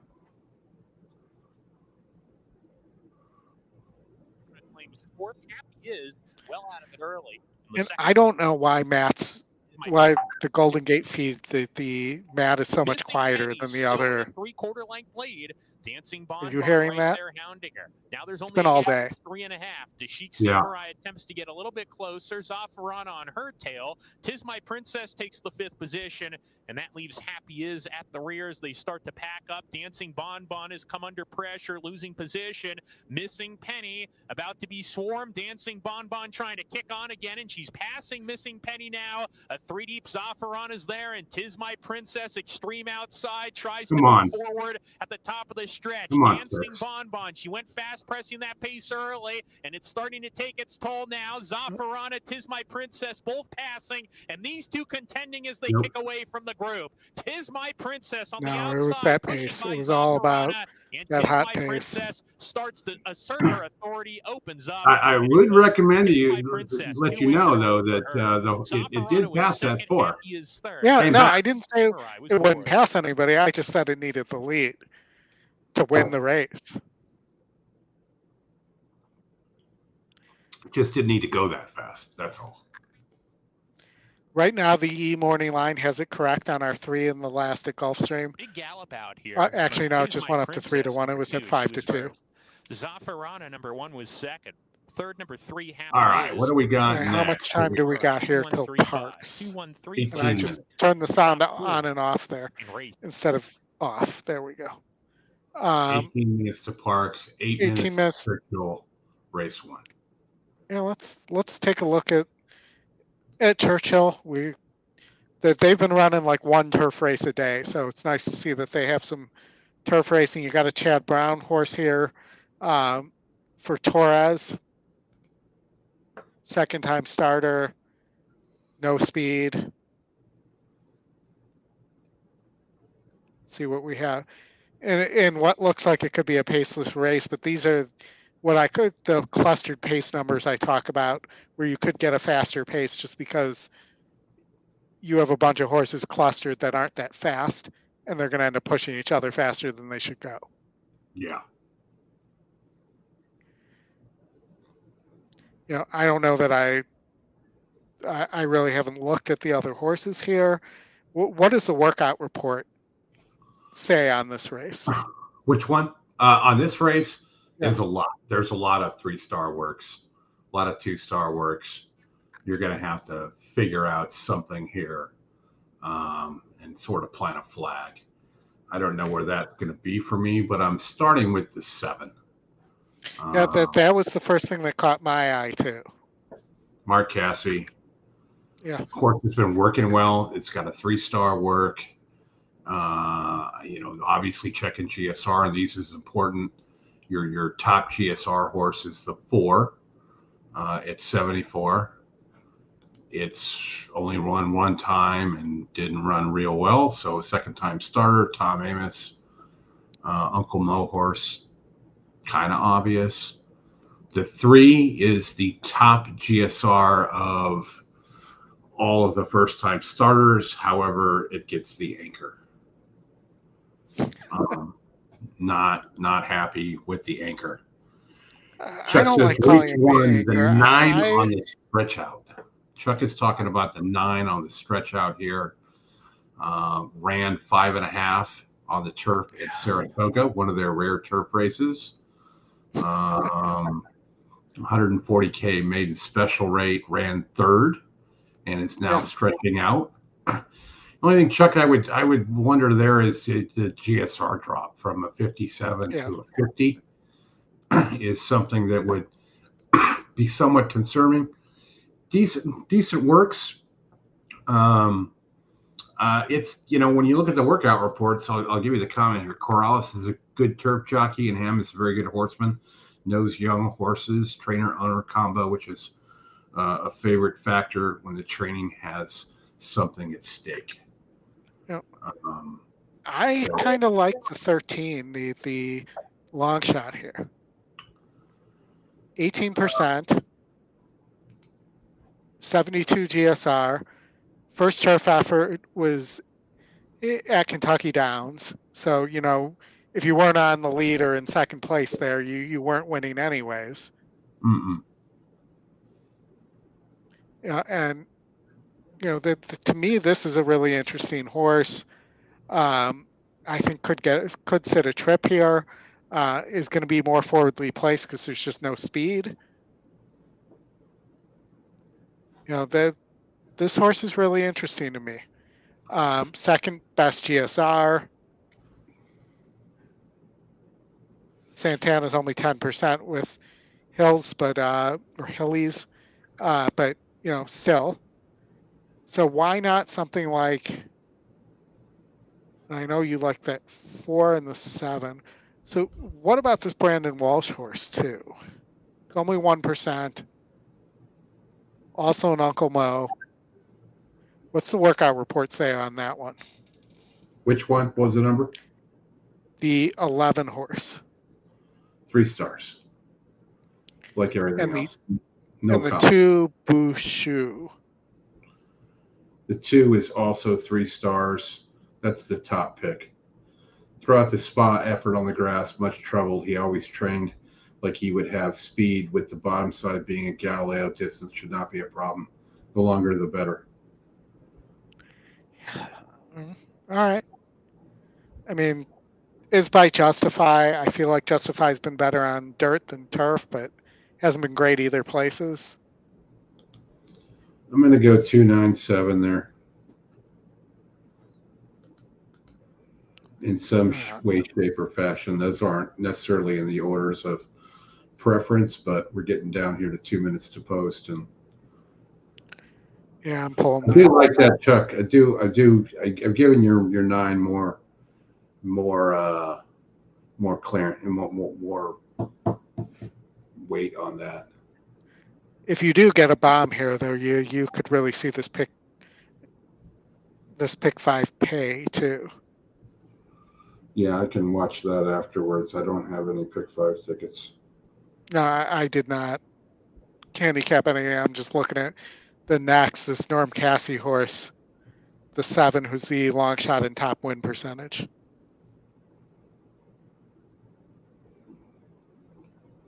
In the next race.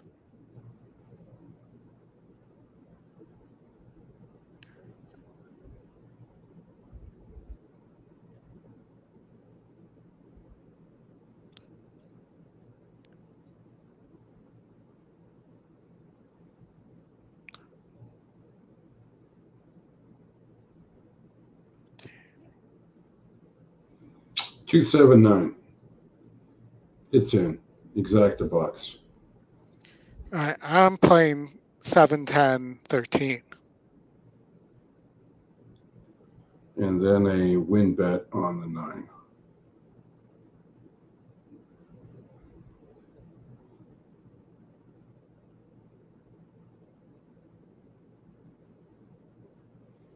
Good. I can blame Chuck if I lose. Yeah, you can. Gotta blame win or lose, it's Chuck's fault. But yeah, I mean, there used to be a horse named Blame the Jockey.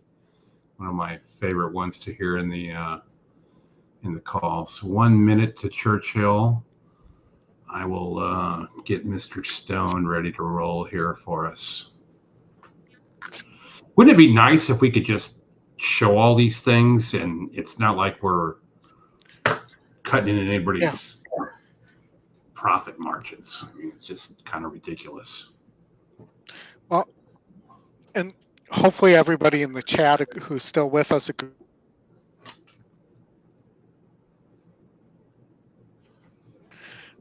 Sorry, phone call came in right as I was talking. Can you hear me still? Yeah. Basically, what I was going to say is I thought you did a great job with Scotty today. And I just wanted to say that, and the group as well. I think you did a great job. Just kind of being the lead on the interviewing him and just having a conversation. And I thought it was fantastic. You got to extract stuff out of Scotty, right? I mean, there's stuff that Oldie and I may or may not know that he didn't talk about, that we can't talk about, we can't tell you, because we want to continue to do these. And, we want to respect that, number one. But number two, just being able to suck some of that out of him a little bit here and there is worthwhile. But he gave us what he gave us. And I thought it was he's got to deliver. There's lots of good stuff coming. There's even more stuff that he mentioned. But it's a lot of it is developer, relying on the developers. And what I'll say here is that just getting good developers and getting things done We'd all like to see things done faster, but it's better to have things done better than to have things done faster. Yeah. There's not enough bourbon to get me to spill all the beans. Yeah, well, and I'll and tell if you're a developer and you like horses, maybe send Scotty a resume. Yeah, or send it to us. We'll pass it on. Yeah, we're happy to do that. There's a lot of questions that I would love to get with him on the air, but I don't want to put him in a spot and asking him, well, what's the back end? What's the database and this and that, and go public with a lot of that stuff. So we're careful on what we do ask him and whatnot. So, all right, Mr. Travis Stone. And folks, we wanted to have Scotty on sooner, but he was enjoying some time and with Anna, and we want Scotty to be able to relax and enjoy his life as well. Yeah, he was in Spain. Oldy did his presentation with him while he was in Spain. Yeah, so. I'm that jerk. But no, he insisted that I do that then and not wait. So we're also very much nearing post. So I'm going to pull this up for Gulfstream and just have it up on our screen while we're. Oh, that's right. We got that 3. Yep. Currently 2-1. We've got a Golden Gate load going on. Yeah, Wiz, we've always talked about doing a Vegas deal, and I think that will eventually happen. But we've got a lot of work coming up with Santa Anita and the promotions that Scotty talked about, and there are more things to come. Yeah, whether it's Vegas, Gulfstream, something like that, we've definitely discussed that. I'll have a lot more free time next year than I'll have this year, but for sure, it's something we want to do. Yeah, just don't have any more kids. I'm not planning.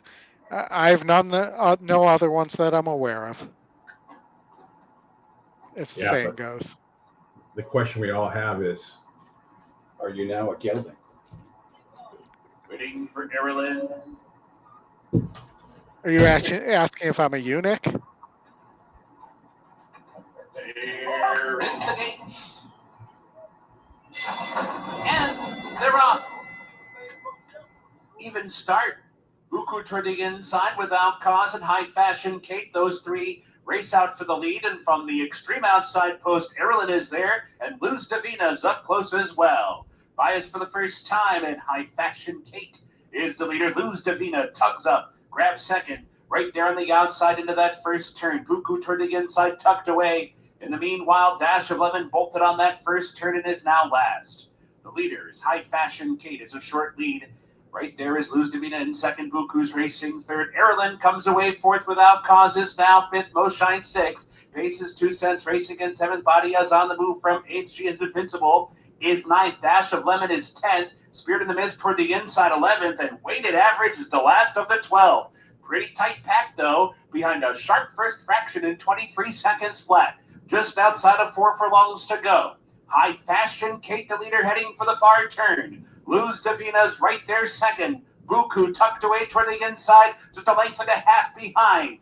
Erilyn, 3 wide, far turn 2. Without cause, racing fifth, given more rain. Moshine's under pressure, paces 2 cents. Badia, followed by She Is Invincible. 2-9. Averages as for speed, 10 lengths behind as they come for the top of the stretch, where High Fashion Kate tries to cut the corner. Luz Davina's right there. Buku pops outside for a try. Without cause, coming down the center, racing for the mid-stretch marker. Here's Buku. Buku has collared Luz Davina and races right on by.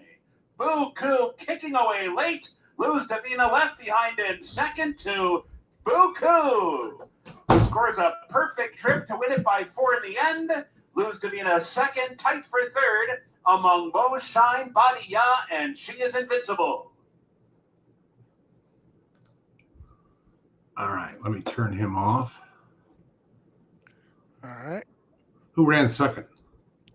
The 9. Sweet. So I hit that exacta. Yeah. All right. Call, Chuck.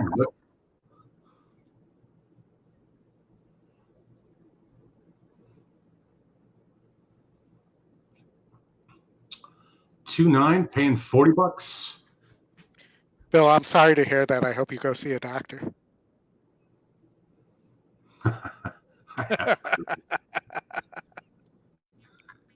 All right, what do we got next? We should be coming up on the last few that we've had. Hope you folks have cashed a ticket. If you've cashed a ticket, you should hit the like button. And we hope that every ticket you play is a winning ticket. May all your photo finishes be winning ones. If I could even go 50% in photo finishes.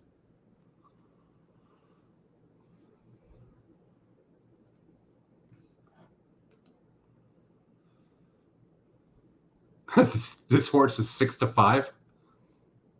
Yeah. Off of 12 or 15-1 morning line. Go away too. Oh. Definitely some bumping going on there, but I think the 3's got it. I don't know. That's super tight. I hate those. Those are the worst things in the world. As we mentioned, photo finishes. Thank you, K Moore 1508. Sometimes you get lucky. Sometimes you feel like a nut. Sometimes you don't. Almond Joy's got nuts. Mounds don't. That is correct. So I don't even how like do I watching blame the jockey on this one? Blame the jockey. No, I think the 3 got it. I don't think the 2 ever got the nose in front. 11.25 at the 50-cent level for the pick 3 there.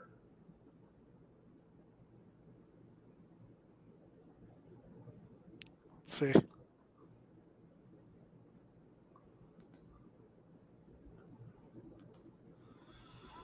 Ooh, I don't know. Could be a dead heat. No, even better. David, what's your cold try at Parks? Yeah, what is it? Tell us, what is it? What is the cold try? Inquiring minds want to know. That big old giant Pegasus statue that's built there. That thing is so obscene. Looks like it's about to bite something. Bite that wire. Just makes me think of the stories of War Emblem deliberately biting people. Yeah. I saw a video the other day of it was one of those, I think, crazy clips. This girl is walking a horse down in a barn, and she got a long ponytail, like middle of her back. Horse in the stall grabs it and jacks her down. The horse she's walking. There we go. Photo.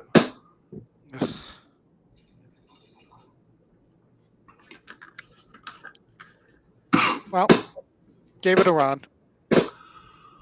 All right, I think we're off to Parks, and then we'll call it a wrap, and we'll see you guys tomorrow in 23 hours and 25 minutes.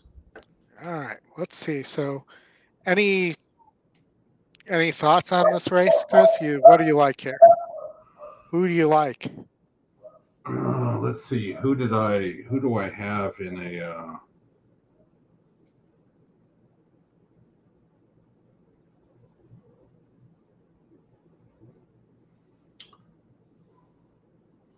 Daydreaming boy. Wow. 72-1. That's crazy. Your crappie is, or your crop is 24-1 right now. Mm-hmm.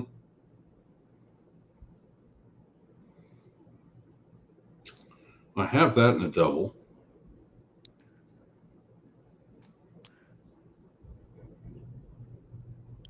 Gilmore, what was the one I liked here? It was the other Pletcher, the 2 horse that I thought was pretty interesting.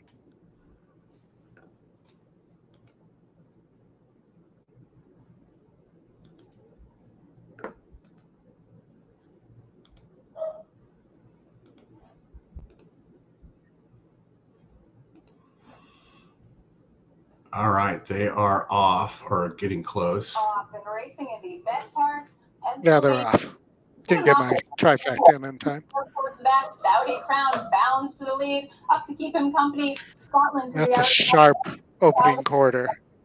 The Saudi Crown, who is quickest of all, and he is going to show them the way into the first turn. Saudi Crown, then it's Scotland, the West Coast Cowboy, being fanned a bit wide, Reincarnate, then backing on the rail, the gray Magic Tap in between horses, Gilmore, the hometown hero, Daydreaming Boy right to his outside, Il Miracolo, then it's back to Dreamlike, a long way back to Modern Era, the Maiden, and Reincarnate, he can see them all. The opening quarter, 23 flat, Scotland, a comfortable length and a half, 2 length at Saudi Crown, a comfortable 2 length advantage over Scotland, who's tracking in second. Saudi Crown let out a notch under Florence. And there go the dogs. Magic Tap moving up into The wife is home. fight. Scotland right to his outside, Reincarnate, West Coast Cowboy, then back to Gilmore, right to his outside, Il Miracolo. Baffert teach reincarnate. No, not reincarnate. Who's on the outside there? The 10 horse at 25 to 1. Era at 47-1. There's less than a half mile left to go in the Pennsylvania Derby. Here comes that 2 that I mentioned. Step of the way. Reincarnate now. He's well meant here. I don't know if he gets there, but it's going to go 2-3. Scotland dropping out of it. Gilmore picking up some pieces as they make their way through the turn. There's a quarter mile left to go, and the cheer of the crowds welcomes him at the finish line. Saudi Crown. He hits the top of the stretch in command. Magic Tap coming up the rail. Reincarnate spinning his wheels, needs to do a bit better. Dreamlike is flying late. Il Miracolo with a shot. Saudi Crown has led every step of the way. Can he take them home? There's a 16th left to go. Saudi Crown on the outside. Dreamlike flying, but it's a coronation for Saudi Crown in the Pennsylvania Derby. He gets the win over Dreamlike and a photo. You know, she saved up that she's been saving that coronation call. Mm-hmm. You know, and I don't bet a lot of parks. And for those of you that follow us on the WhatsApp chat, I think everybody knows my feeling on parks. But from when Jessica started, I watched her first day to where she's at now. Those 2 last races were solid calls. They weren't bad. The pauses have gone away. She's improved, and kudos to her, and she should be recognized for that. There's a lot of good race callers out there. And people don't understand how difficult it actually is to do that. I have no recommendations for her. So, but I think you're doing that through a pair of binoculars too. You're not. It's one of those things. It's a thankless job, and she did a good job. Yeah, she did great. Yeah, it's unfortunate we weren't able to get her. We will get her at some point in time as we get closer to the Breeders' Cup, just to chat Breeders' Cup stuff and whatnot. And one of the things that Oldie and I are trying to do here as we get towards Santa Anita and then the big Santa Anita meet coming up is to do some segments where we can do some interviews during the week and some handicapping with people and run those 6 to 10 minute packages in between races, so we don't have to focus on 9 tracks, and kind of give you guys some info and hopefully some things where you cash some tickets. She's not that bad, Turf. I mean, come on, go watch the Asanovia guy. That guy is way worse, and nobody gives him any crap. And Grunder, yes, Grunder was an interesting dude, and whenever he told you your horse was set down in the straight, you knew you were dead. that horse wasn't good. He was going to get passed by somebody. But thanks, Turf. We appreciate it. Turf, we appreciate it. Appreciate everybody who shows up for us every week or who's showing up for the first time this week. Just the fact that you tune in to listen to us talk horses and handicap and all the stuff that we get to do. It's a privilege to have you guys and have you watching. We're working on some of the production stuff, so you'll see some new stuff in the next couple of weeks. Like Chris mentioned, the recordings. There's some additional things we're working on. We're also look for next week. I might as well announce it now. Next week, we're going to be covering the opening day at Santa Anita. on Saturday. I know Chris really wanted to do that. Yep. There's a great EquinEdge partnership with Santa Anita, so we really want to feature them as well. And we'll also be seeing, I believe, the return of the Golden Hour Pick 4 next week as well. So looking forward to all those things. Hope we see you guys tomorrow for the Oklahoma Derby. And then we'll see you the following Saturday. But the goal is that we'll have a stretch run show every Saturday for a long period of time here. So thank you very much, everybody. Appreciate it. And we will talk to you guys soon. And if you, as usual, you can find us in the WhatsApp chat or on Twitter, and we'll talk to you soon. Thanks for joining. Thanks for the nice comments, David. Appreciate it. Yeah. Hit the like button. Wiz is right.